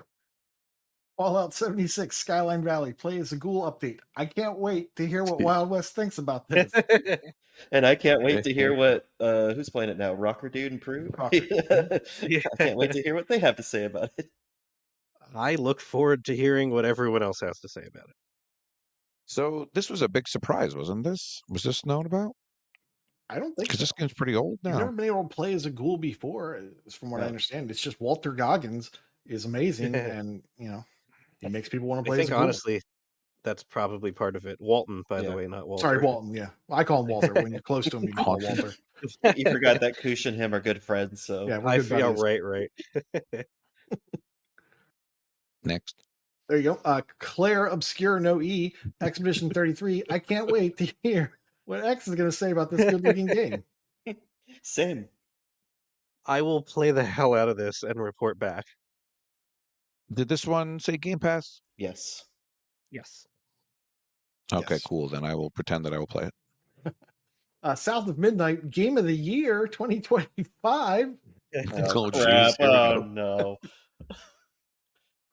I can't wait to hear what Koosh has to say about this. I can't wait to hear what Koosh has to say. I'll simulate with Koosh. There we go. World of Warcraft: The War Within. Why is this being talked about? It's amazing, but I don't know what happened in the last 2 expansions. But man, with those trailers. I'm happy for those who like World of Warcraft. The trailer was pretty hyped, to be honest. I was a little disappointed that we didn't get Warcraft coming to Xbox. That really, my heart got, that's what I was like, oh man, thought. this is it. It's in the Xbox showcase. I'm glad Why we can't didn't get that. But no.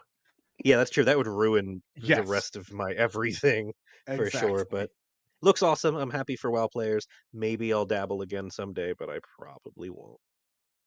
I wanted Warcraft 2 remake.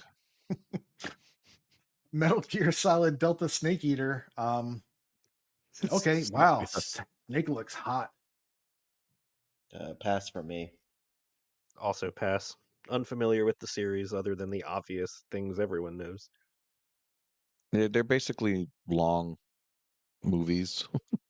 That is Space true. simulator, you know. Those cutscenes are pretty long, yeah. Sea of Yeah. Thieves Season 13, they're still trying to Oh, make this yes. game good. Oh, I was kind of let down by Mm. it. They usually announce some fun things the last few showcases in the summer, and they seemed very samey to me. So just kind of they've had pirates and they've had the what was it the other pirate guy I can't think of right now from Sierra Johnny Games. Depp, what's his name? Yeah. Flint, Jack Sparrow. yep, Johnny Depp. Well, yeah, they had Jack Sparrow and they had the other one. So I thought they would do something Johnny big. Depp. Redbeard, Blackbeard, But yeah. No, the Sierra, the old Star Wars, no, Sierra Oh, Madre, right. Yeah, Christopher yeah. Columbus.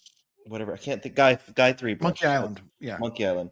They did those two. Oh. They've done those Oh, big things I didn't know recently. that. I thought they would do something big with it, but they didn't. So I was kind of let down from seeing that. But I have literally nothing to contribute past. past Johnny Depp. I mean, I guess the only thing they haven't done is No. Lego Sea of Thieves yet, Oh. right? But go ahead, Al. That would be something. I hope Jables is happy there. There we go. Flintlock, The Siege of Dawn. I forgot about this. It looks great. I would play this. Yeah, it looks very polished. So I'm gonna go look at it and see if I want to do it. Yeah, I agree. If we had 3 games each to talk about, this probably would have been my third, actually. It looks good. Same. Yep. Should be good. I'm excited. Since when do you follow the rules? I try to. We're already an hour and a half in, you know. True. I'm gonna assume That's it? Yeah. Assume you don't have anything. This looked fine. Okay. I mean, not bad. Looks like Bryce. No, it doesn't. All right. It's fine. Was this shown before? Yes. Yes. Yeah, we've Last seen this year. at least once or twice. Okay. Okay. It looked familiar. Okay. But we Oh, got this is a gameplay this time Souls around. Light. A lot of gameplay. Souls Light. So we're definitely going to review it. Age of Mythology Retold, literal past. Yeah. I played Yeah. this a lot I'm growing good. up. I'm looking forward to this. How do you pass more literally than literal pass? That is Oh. my answer. Mm. By saying super pass. I don't know. Perfect Dark. Sure. Yes, please.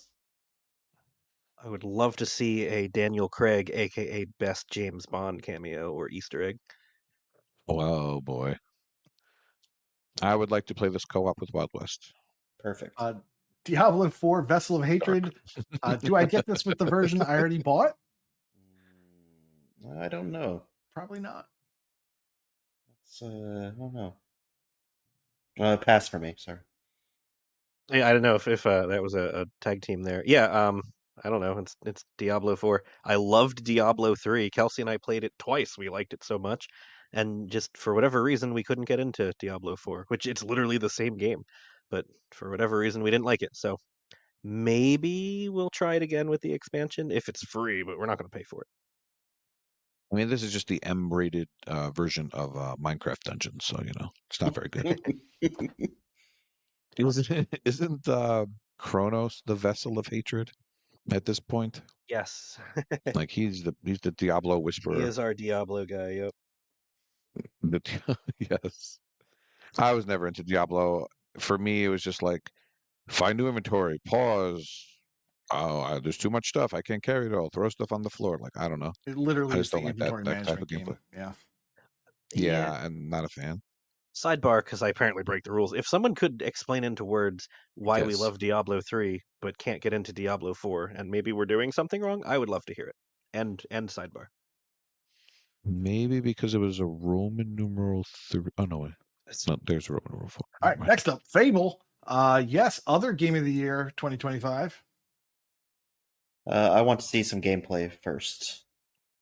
I agree. Show me Mhm. some gameplay, but Fable, the original, was the reason I got my first Xbox, so I have high hopes that I'll have just as much fun. Is that true? That is true. Oh, I so it's not a literally Fable. saw an ad for Fable, and I wanted an Xbox. Yeah, I'm curious to see more as well. All right, Frag Punk. Since no one knows what this is, it's a 5v5 hero shooter, which immediately means no thank you. Yeah, pass. I'll join the club. Pass. Wait a minute, Koosh. This was like the most colorful thing they showed. Was it? I mean, yeah, next to everything else. Hold on. I think the very next, well, no, two more I think will be more Oh, colorful. all right. I'll wait. I'll wait. I'll wait. Okay. Then we'll go with Winter Burrow. Finally, the only cozy thing they showed. Everything else was very kind of samey and not super different, with a couple exceptions. So I thought this was a breath of fresh air, and I'm kind of warming to it. And I do not mean the pun. I apologize. I'm kind of warming. Oh, warm, cozy, winter. Wait, what? I'll go with possible. I want to see some more of it. So possible. It looks super adorable, and it has cute animals, so I'm absolutely going to play it. But I feel like the story is going to be like heart-wrenching. It doesn't seem like it'll be a happy game. Oh, it's like Watership Down or something. Like what? What vibes are you getting? Well, he's like, I returned home and everyone was gone, so I'm going to build up my house to make it Yeah. like the cute art style. I think is deceptive for it's going to be a depressing story. Oh. It's not a spoiler Mm. because it's literally what happens at the end of the trailer is an owl takes your friend Right. after you finally get Yeah, to that's right. them. I forgot Yeah. about the owl. That's right. Yeah, you guys are catching up. My daughter Yeah. watched it. She goes, "What's the point? The owl takes your friend." It's like, I don't know. We'll have to play. Who did that? See, I forgot about the owl, Yeah. but thank you Yeah. for that. That just proves my point more. There you go. I'm not sure if you went out. Did you go? Oh yeah. I mean, I would try this. Okay. Mixtape. Very colorful, very cool looking, but I don't think I can trust you because you are the Artful Escape developer. Pass from West. The concept is intriguing. I will look forward to more information. I mean, it's got Smashing Pumpkins in it, so pass. Microsoft the Plane Simulator 2024. Pass. It's too big. I can't install it. Yes. Pass as well. Finally, you pick something good. In a different like timeline, there's a version of X the Nice Hero time. that just plays Microsoft Flight Simulator for 20 With your hours a day. aviator goggles. Yeah. Right? Hell yeah, man. And like the full Oh my flight God, stick, and please. I would love to get into these games. Truly, I would, but I just don't have time for anything like that. I don't know how anyone has time Please for stream anything like yourself that. wearing aviator goggles. Oh my God. I want Like to love Flight these Simulator is games. it's the only game where it's allowable to use inverted controls, so True. it's got that going for it. All right. Elder Scrolls Online pass. DLC, online for free, limited time. Still won't play it. Yeah, no thank you. But have Still fun, won't Prue. play it. Yeah, Prue. But it's an online game, Elder Scrolls game. I have to play. No, Prue. Life is Strange Double Exposure. I'll eventually play it. I'm sure. Maybe when there's a walkthrough. Yes, please. I already said my piece. I am super excited for it. Did you mention? Do you think you're going to actually like pay full price for it? You talking to me? Yeah, I know Wild West will because he's rich, but I'm asking you. If I can get it from my vacation home for a good price, I definitely will. Otherwise, I'll wait for Game Pass. And that it Because these doesn't games mean always go yeah, on sale. that doesn't mean I'm less excited for the game. I just have so many games and I'm budget conscious now, so Right. You could wait. So I you can could wait. Right. Okay, got it. Right, Mecha Break. This is a multiplayer mecha shooter, and I was in until I saw it was only multiplayer. Oh yeah. Oh, is it? Oh, I'm out then. Yeah. Same. a I minute. forget who I was talking about in Discord with this. It looks so cool, and then multiplayer. Damn. Wait a minute. We all basically met because of Titanfall, and now you're going to diss a multiplayer It's a game? different kind of multiplayer game. It's Different completely kind of different. multiplayer game. What do you mean? I mean, Titanfall's good, and this looks like it's Oh, yeah. I forgot. Oh, different like that. Yeah. Got it. I mean, this looks good. This Mecha looks fun. Break I bad. want to like this, but I want it to be a single player campaign and not be Yes. just multiplayer. Yes. 100%. My thoughts exactly. All right. All right. I bet you it's good. Okay, I will take that bet. Indiana Jones and the Great Circle, the Cool. other game of the year for Mecha Break. 2024. apparently. Yeah, I think Koosh and I are going to be racing to showcase this in the I'm future. putting it on the document now. There you go. I love Troy Baker as a voice actor, so let's go. That's an interesting thing to say. Yeah, I mean, this looked cool to me. Do we think it's actually going to launch on time? I hope it does. I can see it being pushed back. I'm okay with them pushing it back as long as it's good. Hmm. Yeah, we don't want Indiana Jones and the Great Red Fall. Yeah. Okay. I hope they tack on multiplayer somehow, just for you guys. No. Keeping up with the Joneses. Yeah, go. Wu Chang Fallen Feathers. This is another kind of like Asian Wait, which Monkey one was this? King, I guess. I don't know. I don't know anything about this one. I somehow missed this one, but it turns out it's an RPG, so I'm waiting for the RPG masters to talk about it. I want to see a little bit more from it before I decide. The trailer was cool, and the art style looks incredible. But pretty sure it's a Souls-like, so I'm out. What he said. Then we've got Avowed, which looks better every single time they show it, and I didn't think it looked good, but now I do. Yep. Same thoughts. I'm looking forward to it. I'll definitely be checking it out this fall. November Absolutely. 11th is what 12th. Ooh, okay, yeah.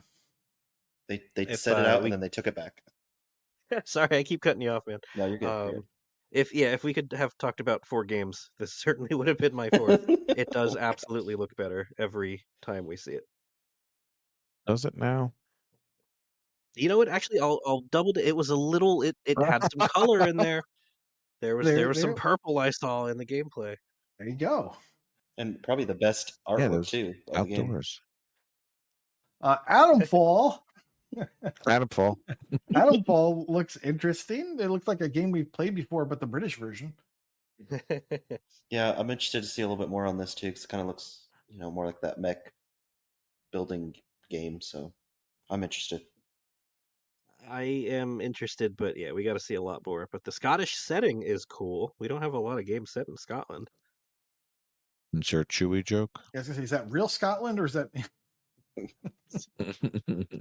Real Oh, Scotland. I see. okay? Yes, real Scotland, of course. Looks fine. Stalker 2 Heart of Chernobyl. Just like the other Stalkers, I will not play it. Yeah, most likely not anytime soon. I was watching the trailer and I was like, what the heck? Like, they didn't use real Russian. I don't understand anything they're saying because they were speaking Ukrainian. So that's why I didn't understand them. But yeah, too spooky for me. No, thank you. Gears of War E-Day. I will play the single player campaign, and my gosh, it better be a 4-player if it's a multiplayer, because I cannot take another 3-player shutout. Possibly. You could just dump Saucy, right? Like it's no big loss. They did it to you.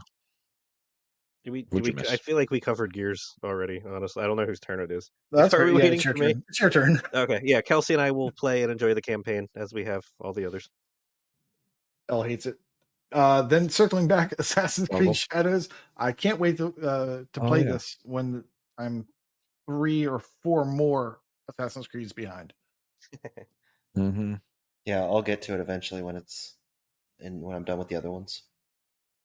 If they're going to do a Japan setting, you absolutely needed ninja and samurai, and the gameplay we've seen looks fantastic actually in capturing the essence of a ninja and a samurai. So I am very excited for it. Much more than I was for Valhalla and Odyssey, for whatever that's worth. Yep. And lastly, the refresh of the Xbox consoles. I mean, we have not talked about this yet. I don't want to buy a new one, but if one of mine blows up, okay, cool. There, I'll get 2 terabytes, I guess. Yeah, that was kind of my thought. At first, it looked pretty cool. I was like, oh, it kind of has that Halo special edition starry setting for those who have it. But the price is like, if something happened to mine and I needed a new one, I'd get the 2 terabyte one, but I'm not going to rush out and buy it. Shout out to whoever it was in chat, sorry I don't remember, that said that console looks like my current one after I painted my living room. Because that was my first thought exactly. My first thought exactly. And Series X still has a disk drive, eh? Shocked. Shocked, I tell you. 2 terabytes, like after you were able to use it's like 1.5. Yeah. I will say, not to like dwell on this, it is weird that the digital version has a 1 terabyte and the disc version has a 2 terabyte. I know you have It's a to little. install all your games anyway, so it like doesn't make a difference. But wouldn't it? Doesn't it just make more sense to put the more storage in the all digital console? Does that not seem too obvious? Yeah, or or at put the least, same storage in both and just Or Yeah. drop the even disc. that, right? yeah, or just have the option to. Mhm. If you want to do a 2 terabyte disc and diskless, then go do that. Yeah. It just seems Oh, like not the strange discless thing again. branding.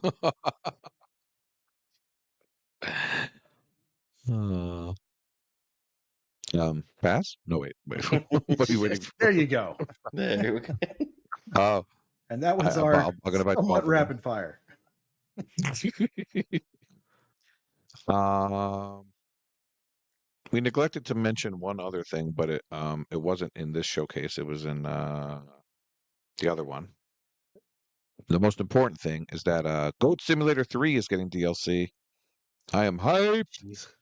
A little to the left is getting You guys are DLC, hyped, you right? say? Yes. Oh, Alan Wake got DLC, you said? Oh, yes, yes. Are we really doing this? Oh. Miles Morales got new skins. All right, that was fun, guys. A lot coming out. A lot to look forward to.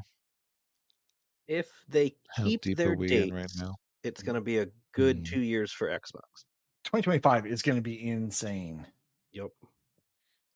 Yeah, some of those will have to get pushed to 26, but that would be way too Oh, much yeah. stuff coming out. I mean, we didn't even see Outer Worlds 2, the Kojima game, Clockwork Revolution. What else is Blade, there? we didn't see anything on Blade. Blade. Blade was another Halo one. 17. Yeah, New Wolverine. wrong thing. I Oh, was gonna sorry. say, wait, I think Wolverine's exclusive, right? PlayStation. Oopsies.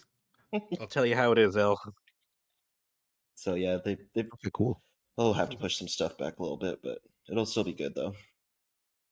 All right, now it's time to talk about sales. Koosh, what tabs you got open? All right. I've got tabs open for the Submerged series. Both Submerged and Submerged Hidden Depths Oh. are on sale. Excuse me. They are 2 down to 20. 20 down to 2 for the original and 30 down to 3 on Submerged Hidden Depths. These are both adventure games. They're relatively short, 4 to 5 hours for the first, 6 to 8 for the second. And I just really enjoy these games. So looking forward to those. I remember you talking about this. Yeah, I talked about the first one. These games. I actually haven't played the second one yet, but I'm kind of wanted to go play it as soon as I saw it was on sale, which means it won't happen. Why don't they? Mhm. Just a general pet peeve. Like, why don't they call it Submerged 2 Hidden Depths? Like, wouldn't that be? That would make my life easier. I don't know. I mean, You know, they like, could why just don't they call it do like that? they could just Try add a not to plural, injure submerged and submerged. or submerged, Submerged submerged, or Submerged. more submerged. Yeah, even more submerged. That'd be great. Submerged harder. Yeah. So yeah, so moving on, Jubilee, $5 down from Sorry, 10. Koosh. This is a platformer and it's relatively short. And so I just like the look of it and it looks pretty simple. I wish it was a little cheaper, but yeah, I'm checking that one out. Nobody doesn't like Jubilee. Yeah, that's an X-Men character. Very nice. All right, X, what you got? All right, perhaps Yeah, nice. perhaps y'all will notice a theme for my sale item. So Sherlock Holmes Chapter 1 Mhm, Deluxe Edition. mhm. $12 down from the Uh-huh, full uh-huh. 60. The season pass is included, but none of the DLC packs have achievements. But this is the cheapest that the game has been, as far as I'm aware. Like even the standard version has only been down to 15. So might as well grab the deluxe for cheaper. It's a point and click murder mystery. Y'all know what Sherlock Holmes is. 20 to 25 hours, 1,834 TA. I don't know how long it would be without a guide, but let's be honest, we're all going to follow a guide, right? So my next one. Yeah. Oh, what? The Sherlock Holmes games No are poop, pretty Sherlock. good, but they're like really obscure to me. I don't know. I like point and click, but These ones baffle me. I am no Sherlock Holmes. Mm-hmm. So my next one is Agatha Christie, Hercule Poirot, The London Case. It is 20 down from 40. It's a point-and-click murder mystery, 6 to 8 hours for very little TA, only 1,078, so no ratio. That one is a direct sequel to Hercule Poirot, The First Case, sort of the reboot of the Agatha Christie franchise, so that one's a direct sequel. And then my third and final takeaway from the sales is Agatha Christie Murder on the Orient Express. It is 23 down from 40. It's a point and click murder mystery. It's 15 to 20 hours and 1,446 TA. This is apparently a modern adaptation of Murder on the Orient Express, and they've stayed faithful to the source material, except they added a new character and changed all the story beats. So I don't know how they can make both of those claims at the same time. But that one is just weirdly, it's a standalone. So there are two Hercule Poirot video game series going on and being released simultaneously, which seems like an interesting choice. But if you are into whodunit murder mysteries, those are my three for you. Alrighty, Wild West. All right. First one, if you want a game for any possible Lego months in the coming months, we have Lego Star Wars: The Force Awakens. Force Awakens Deluxe Edition. Nailed it. Yep, perfect. Koosh edits all this stuff out Oh, anyways, so absolutely going to edit that one. Don't worry mark about down the it. time. The deluxe edition includes all the DLC for $5.99, down from $19.99. I thought it was a fun game. I played it and I enjoyed it. A showcase I did a while ago was on Inspector Waffles, and it is $3.89, down from $12.99. It was a lot of fun. I definitely would recommend it at that price. If you want a education or a trivia game, you've got Trivial Pursuit Live 2. It's $4.99, down from $19.99 on Ubisoft Plus. If you don't want to buy it, but if you don't own it, then it's $5. And I also saw that the Callisto Protocol Season Pass is on sale. It's $11.99, down from $29.99. So we'll have some news on that in Game Pass. But yeah, if you want to get the Season Pass, unless you guys can correct me if I'm wrong, I think the Season Pass does not include all of the DLC for achievements, though. Wrong. I'm I wrong. have no idea. Well, it chimed in. I just immediately dismissed it. So Pass. I'm going to pass on the season pass. but I don't. I mean, I think if you're going to get the game on Game Pass, then you owe it to them to buy the season pass. That's what I say. I don't think you owe them anything with how terrible that game does their stuff with, but that's just me. Oh, wow. I have to take. Yeah. Tell them. Speaking of Game Pass, Wild West, I know you want to talk all about the Game Pass news. Yep, we have been. We've talked a lot about what is out now, but we did have a surprise drop that I wanted to mention. Octopath Traveler 1 and 2 are both now out on Cloud Console and right. PC. So they are role-playing turn-based games, about 100-ish hours each. And surprisingly, we also found out that they will be in Game Pass until January of 2026.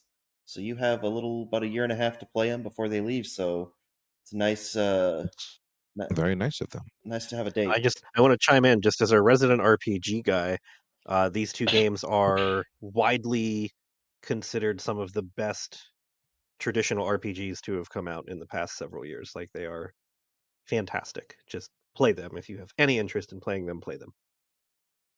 It's almost like they would be recent turn-based RPGs, Axe. But see, I wouldn't consider this. It's not a AAA game. Like, price-wise, it is.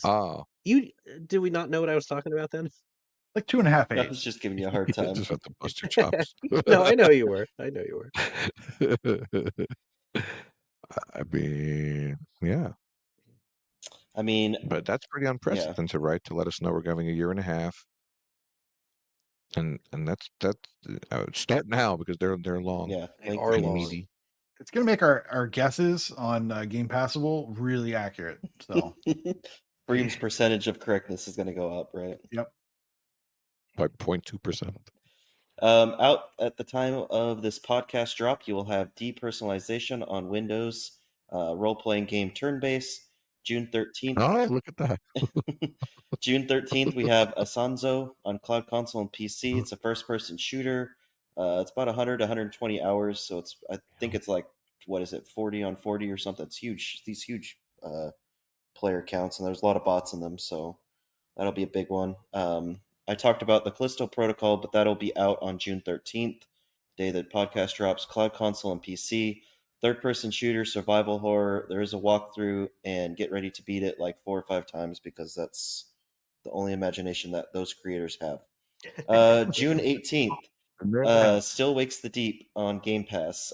Survival horror possible. Looks like about as much information we have on that. And lastly, we see that June 19th, Kunitsu Gami Path of the Goddess action adventure game. So that is what we have to look forward to. I wish that we would have had some more Game Pass news from the showcase, but Koosh is writing that's a colorful game, so I'm There's guessing your he's going to color. jump.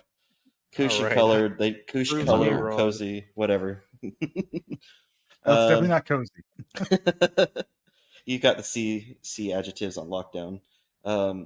So leaving Game Pass, you're only going to have a couple more days by the time the podcast drops, but you got High on Life is leaving, Bramble the Mountain King is leaving, Space Lines from the Far Out is leaving, Rune Factory 4 Special is also leaving, and the Bookwalker Thief of Tales is leaving, all on June 15th. They're gone. I think it'll be podcasted as far as that's concerned. Yeah. All righty. That brings us to Brag Camp. We will start us off with Wild West. All right, in completions, we have Vista Roboto with 250 completed games, Freaky RO with 400 completed games, The Dense Rhino with 550 completed games, and Lucas 1987 with 3,350 completed games. In streaks, Ben L72 Yowza. currently has 50 days. Sincere Seeker 6 with 150 days. Ace with 400 days. Neo with 21 days. Neo 21 with 1,050 days. Ron Burgundy. The Dense Rhino 1,250 days. Fluttery Chicken with 1,500 days, and Elroy OMJ with 2,500 days. How's that guy? Love that guy. RFC Ori for gamer score. Sorry, RFC Ori is at 450,000. Dunkos 850,000. Oz Buffanatic 1,100,000. The Dense Rhino, because I felt left out not getting to mention you, 1,200,000. Dish 2.2 million. I don't know why I switched how I'm reading these numbers, but whatever. And Sniped by a Girl 2.8 million Gamascoa. In leaderboards. Can't believe I have to read this. Crew is in the top 2,000 of the TA leaderboard for role playing. He's He Crew, is definitely who not. won't play a Final he's not Fantasy a game. resident role playing guy. No, he's not. That's what I was going to say. He refuses to play a Final Fantasy game, but thinks Elder Scrolls Online is a good idea. And he gets a milestone? Unbelievable. Congratulations, Prue. And I don't think I was tagged in any brags. Come on, people. I know you're doing cool stuff out there. Tag the Big Al. Big Al gets lonely. Very, very lonely. I'm so lonely. So lonely. Scrolling through. Nope. Nothing we're talking about. Tag the Big Al. All right. Next week, we'll be back to status quo. We'll have some games showcases, some Game Pass news, I'm sure. Thank you so much to X the Hero for joining us. Anytime, my guy. Thank you so much for KooshMoose keeping us grounded, reading us lots of words. And thanks to Wild West for buying us all copies of the new Life is Strange game. I was going to That say, was you're awesome. welcome Weeks for early. being the RPG guy on the show. Hold on a minute. Oh, no. No, you're the stimulation management guy. Why not both? You're gonna play that new game Microsoft Simulator There is we go. awesome. Yes. Flight Simulator, Flight Yeah. Simulator. All right, love you all. Class is dismissed. No, it's Goodbye. not, because we have to cover the top 3 Xbox Special Edition controllers. Number 3, the Gears 4 Crimson Omen. Number 2, Sea of Thieves. And number 1, Forza Horizon 5.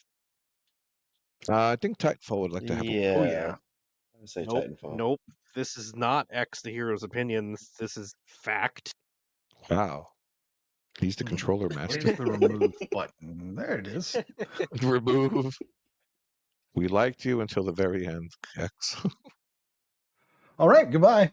by the power of For real. black and gray skull. Brown and gray skull. Are we leaving? Yes, we're leaving. Just say bye. Oh. Goodbye.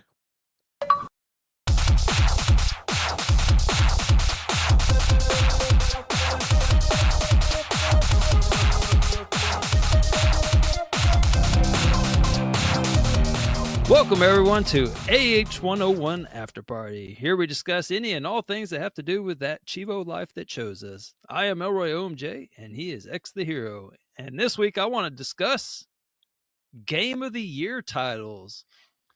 Yes, that's right. So on the front end, I must say, there's a little murkiness here, but for clarity, these are games that have been re-released again with a whole new list of achievements and are given the designation of Game of the Year edition or GOTY. So not collection titles, but basically re-released and often on the same blasted platform. So X. I have to ask, though, Yes. before you ask me whatever question you were just about to, is this at all inspired by your trip down Arkham Lane? Yes. How did you know? Yeah, that is in I had a fact. feeling.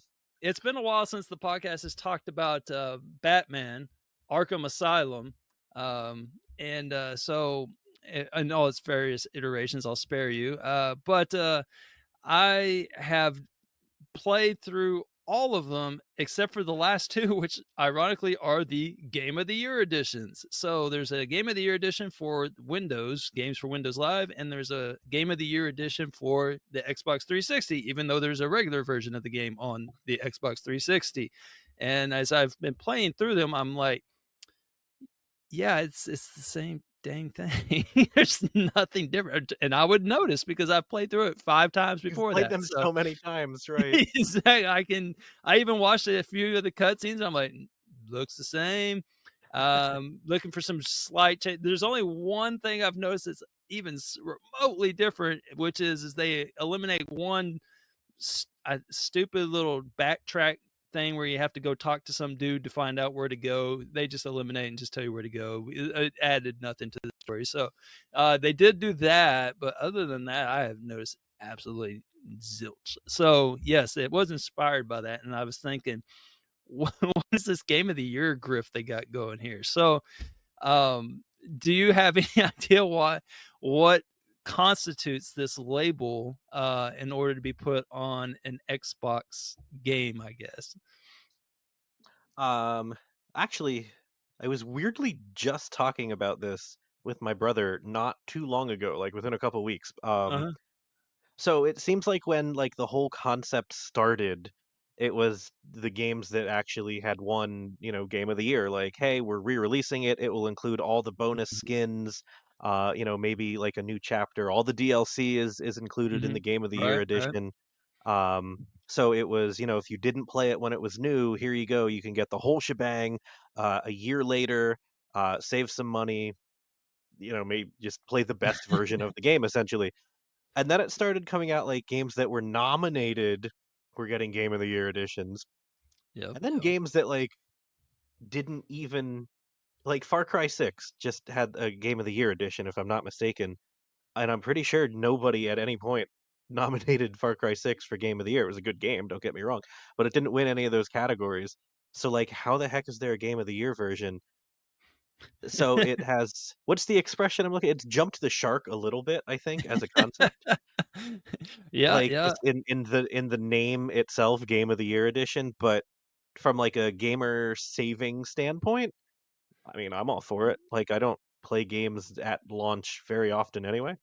So it's Right. well worth my while to wait a year and then wait longer for that version to go on sale and, get the super deluxe whatever for cheap. Okay. No, no, you're right on. Like, so I get the concept. Like, for example, Borderlands has a Game of the Year edition, but that was on the Xbox One X thing, majiggy, not the 360 anymore. So it was like The 10 I think the years later. 360 did have a Game of the Year edition though. I didn't see it. If I might have overlooked it, but it was 10 years later, basically. I think it might have been called like Return to the Borderlands or something like that. I don't know. So there's all kinds of things they use to kind of re-release it, but this is the ones that actually have Game of the Year edition in the title. So um, you I'm have. looking at it looking at it right now. Borderlands Game of the Year, Xbox 360. Oh, no. Okay, well, there In- you go. So I don't includes get that one either. includes all Well, no, that four one has DLC DLC though. packages. Yeah. Okay, so that one has the DLC. Now, that's kind of what I ran into also with Game of the Year edition for Batman, but that was just it wasn't actually in the title of the name. It was just like for the game you buy, but when you get the game, you get Batman Arkham City as well as the DLCs. None of it's actually officially titled Game of the Year. You just buy the Game of the Year edition, which has that Oh, okay. in it. I see what you're saying. Yeah. So these are ones that actually have it in the name and often include nothing else. So, for example, the Batman Arkham Asylum Game of the Year edition, there is no DLC for Batman Arkham Asylum. So you're getting the same game. There's a couple others like that that that are not necessarily no time has really transpired there. So I don't think that there's any time thing. So I looked it up, and there's actually very little information about there out there, except for a few people that are like, "What the heck is up with this?" And so the best obvious answer is it's a marketing technique. So there is nothing official about it whatsoever, and there are different places out there that do give their endorsement. Like there's the Academy of Interactive Arts and Sciences that have the DICE Awards, which includes a Game of the Year category. But as far as any of the um, I'm looking, I've looked at the the jackets for these games, and there's nothing that says that that is what it was based on. That it was based on the AIAA or a whatever IAS award or anything like that. It's just on there, and just take our word for it. So um, there you have it. So no one can give you a definitive reason as to why it is called that, but it is interesting. There's only a couple that have it denoted with the GOTY tag. So there's three actually, two of them being the Batman Arkham Asylums, and then there's one called Sekiro Shadows Die Twice. I've never heard of this game. Maybe you have, but It's a Souls-like, not for either of us. okay, it's yeah, it's got a GOTY edition, and then as far as Game of the Year editions, there's 5 of those. That's the Middle Earth Shadow Mordor, Witcher 3, Borderlands, Badland, and Tesla versus Lovecraft, which I wanted to get back to. So I did think, well, maybe there was a thing where there's only one allowed per year, but then the whole Middle Earth Shadow Mordor versus Badland actually were issued within a month of each other, actually in the same month. So I don't in 2015. So I don't think that there's any kind of limit per year. Other than that, I don't see any crossover as far as the year wise. But yeah, Tesla versus Lovecraft is kind of an example of you just get a few better graphics, which is like if you click on the original version versus the Game of the Year edition, you see that it has a lot more fancy stuff listed in the features. So you get like graphics.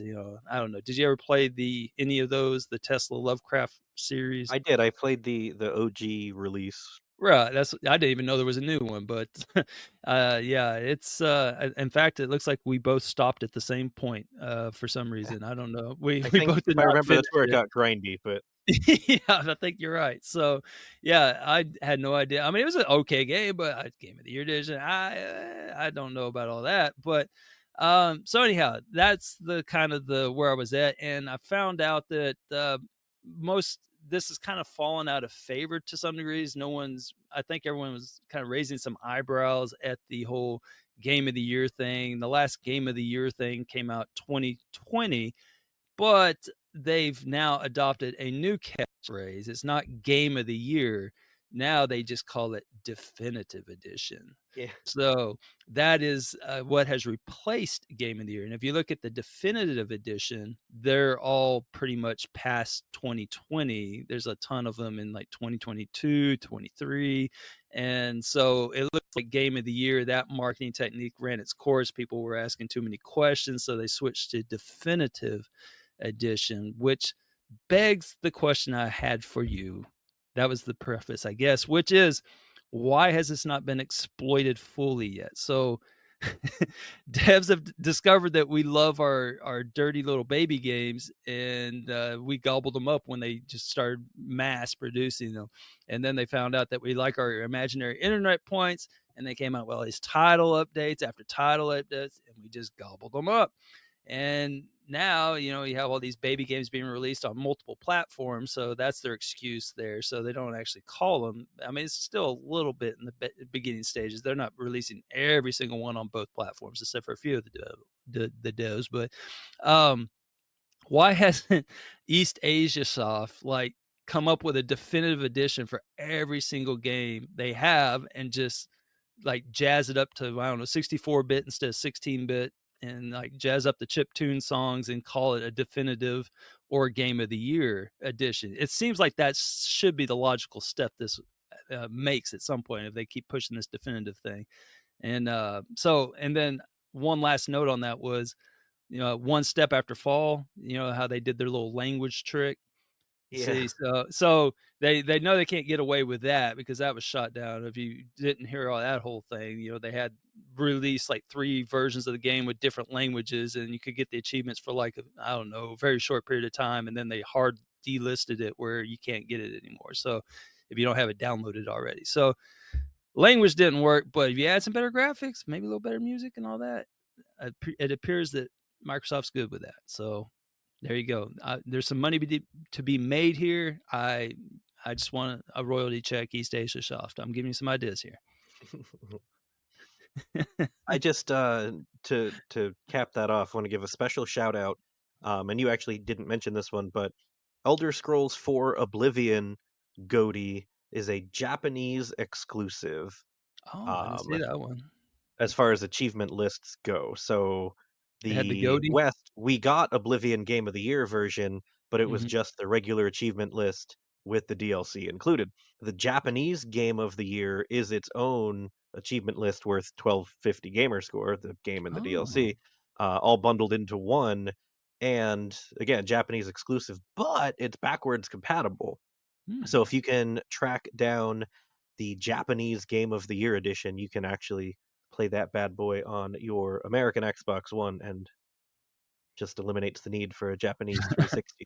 The whole game's in Japanese, so I didn't make it very far at Oh, all, mind you, but it is an option. there you go. Right on. All right. So there you go. Game of the Year, Definitive Edition. I think they can take this grift further if they wanted. So there, yeah. Go Batman. Go Batman.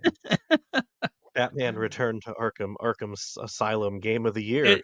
Series Can't, X enhanced. There we go. well, speaking of X Enhance, if anybody's played this game recently, which I have many times over, I cannot. I cannot hear the Riddler talk without thinking of you. You would be able to do a killer impersonation of him on that game. He has the same inflection. If you just go back or pull up a video of it or something where the Riddler in Arkham Asylum, I swear you sound just like him. It's funny to me. That's where I'm getting my jollies now since I've done this game like 6 times. So I just picture you saying it instead of the Riddler. All right. Well, this I will have to check out for sure.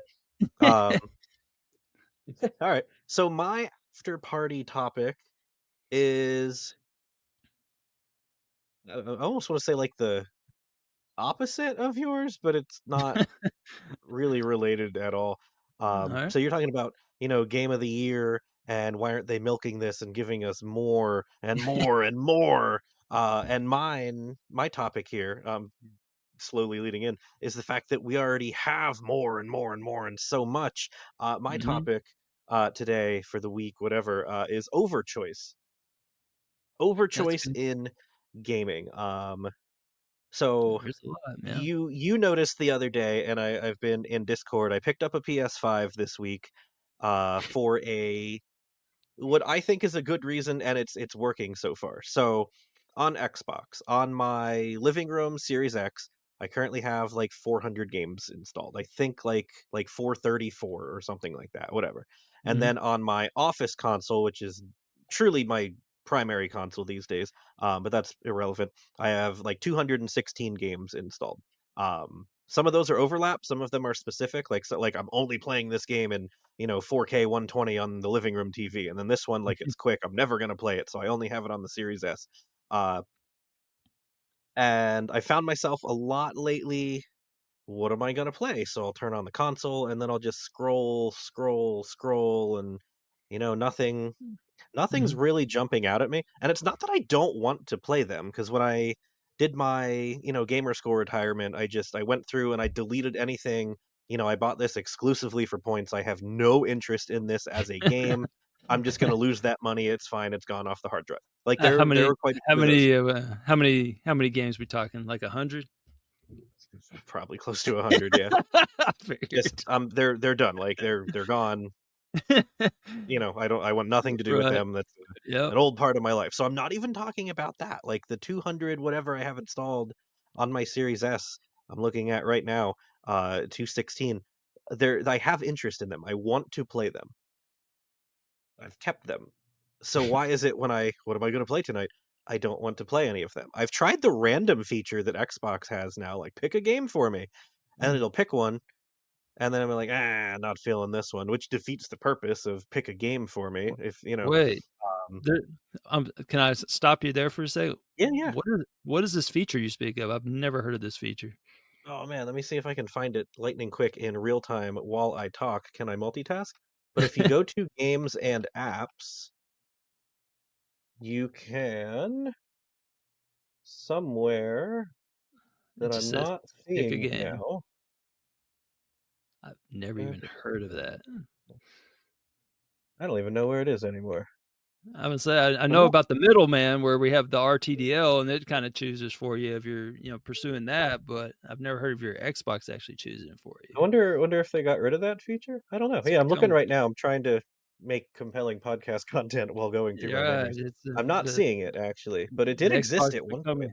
it became self-aware and it scared Let's them, see. so they they That's shut it interesting, down. actually. I wonder why they got rid of it. Yeah. Or I'm just dumb, one of the two. But it was a thing. I tried it, and it just, they picked a bad one. Like I don't want to do this. Yeah. So then L actually suggested, like, why don't you make groups? So I did. I have a group right now. Like it's called Want to Play Unicorn Panda. So why not? And those are games that I actively do want to play, but yet when I look at them, I don't want. Like I'm just not feeling it. I'm not in the mood. I don't even know how to explain it. Mhm. So I'm like, well, what if I play like a quick game?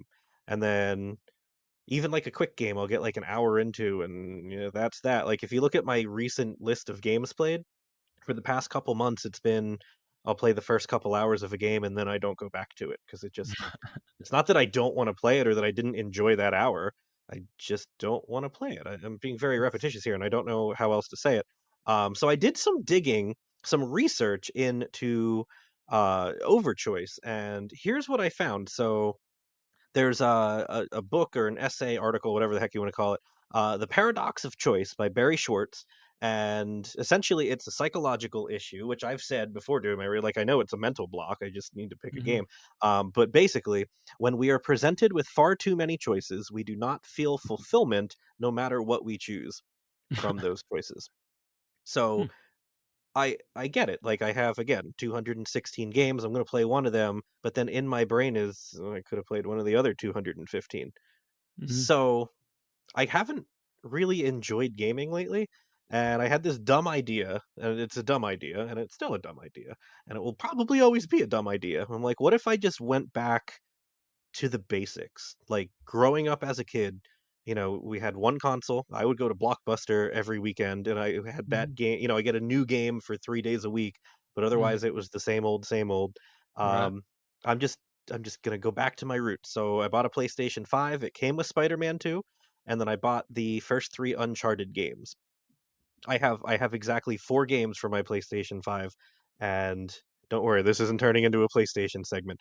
Um, but I've been enjoying the heck out of them. And I know it's not like the most well proven, there's no control group in this experiment, but to me, like I'm gonna turn on my PlayStation and I'm gonna play either Uncharted 1, because I'm not gonna skip 1 or 2, I'm gonna play them in order, or I'm gonna play Spider-Man, and that's it. So I have 2 choices, and I've had no you problem you picking those 2 rebooted. choices. You Yeah, rebooted. exactly. It's been 5 days. Um, by the time this airs, maybe 2 weeks or whatever, but like that's it. It's just there's no overchoice, there's no scrolling through my list of, "Oh, what do I feel Mhm. like playing?" It's just I'm gonna play this. And I know it's very much mental and in my head, but I No, I don't it's overchoice, man. It's a real problem for me. I think, I can relate to it in the sense that, like, I feel that when I get it, like, a new console and I fire it up for the first time and there's no games on it, and it's like a fresh start, and you're like, "Hmm," and then you're like, "Okay, I'm only gonna put games on there that, I'm gonna finish," kind of a thing, and, I'm gonna keep it, and then it just slowly just bogs down, Mhm. and you just keep, and it just yeah, I've been there. I know what you're talking about, but yeah, that's, Yeah. yeah, but I still would argue that Overchoice is better than Overwatch, but that's a different conversation. But yeah, Well, so so I got to Oh, go ahead. no, that's all. I just Okay, wanted to so I got to bash wondering, like, Overwatch there. why? Like, how did we get here? Because it's Mm, not just me. Again, from looking online, like the backlog, the struggle is real for gamers. The backlog right. is this overwhelming, like, daunting thing. Like, it's not just, oh yeah, I have a backlog. It's, oh, I have a backlog. So Yeah. why is that? And I think, and I don't mean this like as a bad thing, but I think the all digital gaming environment that we live in is very much part of the problem, because when you have the physical discs, you can kind of see them, and there's this Mhm. tangible, like, oh, okay, I need to play this one, I need to play this one. But when it's all digital, there's nothing to see, and then that list just slowly adds up and up and up. And then also, games are, cheap these days. Like growing up, it was 50, $60 got us one game. Now 50, $60 gets you 20 games if you wait for a good Right. sale, right? So for the same 40 in amount of money, you're Argentina, getting yeah. far more content, right? Even more if you have a vacation home. Um, so yeah, I think that's a big part of it. Don't get like I'm all digital on Xbox. Don't get me Mhm. wrong. I like digital games, but I think it's almost like credit card. Like if you have cash, like, "Ooh, okay, I can only spend this much," but then a credit card is just swipe, swipe, swipe away. Not Right, me. I'm yeah. financially responsible, but I think it's like that. Like digital games. Like I have the hard drive space. I'll just buy, buy, buy, buy, buy, and oh my god, now I have 600 games. What am I gonna do? Uh, no, So that's a really good point. Like, it's kind of the concept that you see the cash leaving your wallet versus, "I'll just deal with this later," kind of a thing. So you exactly. buy Yes, exactly. yeah, and so you buy the games, and then you just never deal with it later, and then you just keep buying, get further in debt, and yeah, I know what Exactly. you're It's talking it's about. video It's game debt essentially is I have what I'm talking about here, right? yeah, I've never thought about it, but I think you're onto something there. I really do because, like, I never used to have that, and I know what you're talking about, where it's just overwhelming, like the amount of games you have installed on the console. It makes you just want to like reformat it, but then you're like, oh my god. Well, if you're me, you think, oh, man, all my save games are going to get deleted because I don't trust the cloud. So so I have to keep it on there. In fact, that's why I keep a lot of the old consoles around. It's just one of those saves that I'm sure probably are in the cloud. I don't know, but yeah, it's that's an interesting approach. I saw that on TA you had linked your profile, and I had to say something to you about it. But yeah, so now I know the story behind the story. So that's really cool. So Yeah, there you I go. mean, And I'll end again. It's been again. I know it's mental. I know it's a dumb decision, but it's been very good for just me enjoying my gaming hobby. Because I well, I can't mean, tell in the you end, that's what it's how many about. So hours yeah, I've spent just staring at my games list. Could be playing something, but I'm not. So now it's I just turn on the TV and I play. So that's it cool, has the experiment has worked as far as I'm concerned. man. I may have to come back for an update at some point, and you'd be like, "Oh man, there was a sell and whatever the version of the PlayStation Store is," and yeah, I got all these games. Dang it, I had to kill it with fire and bought a Switch or something. Oh, Nope, I'm staying physical discs only for this bad boy to oh man, again combat the problem that I I love it, suspect is, the core of it. So yeah, my PlayStation will only ever know discs. man. That's pretty No special. PlayStation Plus, no subscription, just I'm gonna buy it on disc. Done. That's cool. Yeah, and there's a lot of people that enjoy the physical media as well. So, which I tend to as well. So, There you go. but And I can resell them and play, yeah, yeah. cool. Well, I think we covered a lot there. That's pretty good. So we I think that we kicked off this after party pretty good. So yeah. Any closing thoughts? Just want to say As a thanks. matter of fact, I do have some closing thoughts, such as top 3 ice cream flavors. Oh Number my. 3, Rocky Road. Number 2, mint chocolate chip. And number 1, moose tracks, but not KooshMoose tracks. Oh, very cool. I could do the top 3 games I played this last month. Batman Oh Arkham no. Asylum, Batman Arkham Asylum, and Batman Arkham Asylum. What a shock. I know, it's crazy, right? So, thanks everyone for coming to the after party. Let us know in the usual spots and hit us up if you have any ideas for us to kick around. So, later guys. See ya. Hello again, AH101. This is Nerdy Neo, and this is the May Year of the Vayner summary. Sorry, I completely spaced and forgot to get this in for last week's episode, so I apologize for the delay. So for May, there was a total of 16 completions, and the most completed games were Jedi Survivor with 4 completions, and Superland 6 inches under with 3 completions due to it leaving Game Pass. Which I stayed up till about 5:30 a.m. that night, making sure I got all the chests so I get that last achievement before it left. Ben L72 had the most completions in May with 4, and the Vayner of the Month for June is Eldorand, which is normally $20. It has been on sale for $10, has a site rating of 3.94 stars, has a TA of just under 1.6, and is a 12 to 15 hour completion, and there are only 27 completions. A couple of notable shout-outs for the month. Jay Huns became 5th person to complete Bloodstained Ritual of the Night, the Windows version, after the Unobtainable achievement was fixed. Icefire is now in the top 10 on the global Vayner Gamerscore leaderboard, and Scarvese is in the top 20 of the USA Vayner Achievements 1 leaderboard. So congrats to you guys. For the stats for the month, for the TA, in first place was Icefire TN with 12,091. In second place was Scarvese with 6,610. And in third was Ben L72 with 5,542. For Gamerscore earned, Icefire was in first with 4,750, Scarvese in second with 3,535, and in third was Ben L72 with 2,080. Lastly, for achievements earned, in first place was also Icefire with 153, and second was Scarvese with 84, and third was Ben L72 with 76. And that is it for the May summary. I'll see you in another month for the June summary at the beginning of July. See you then.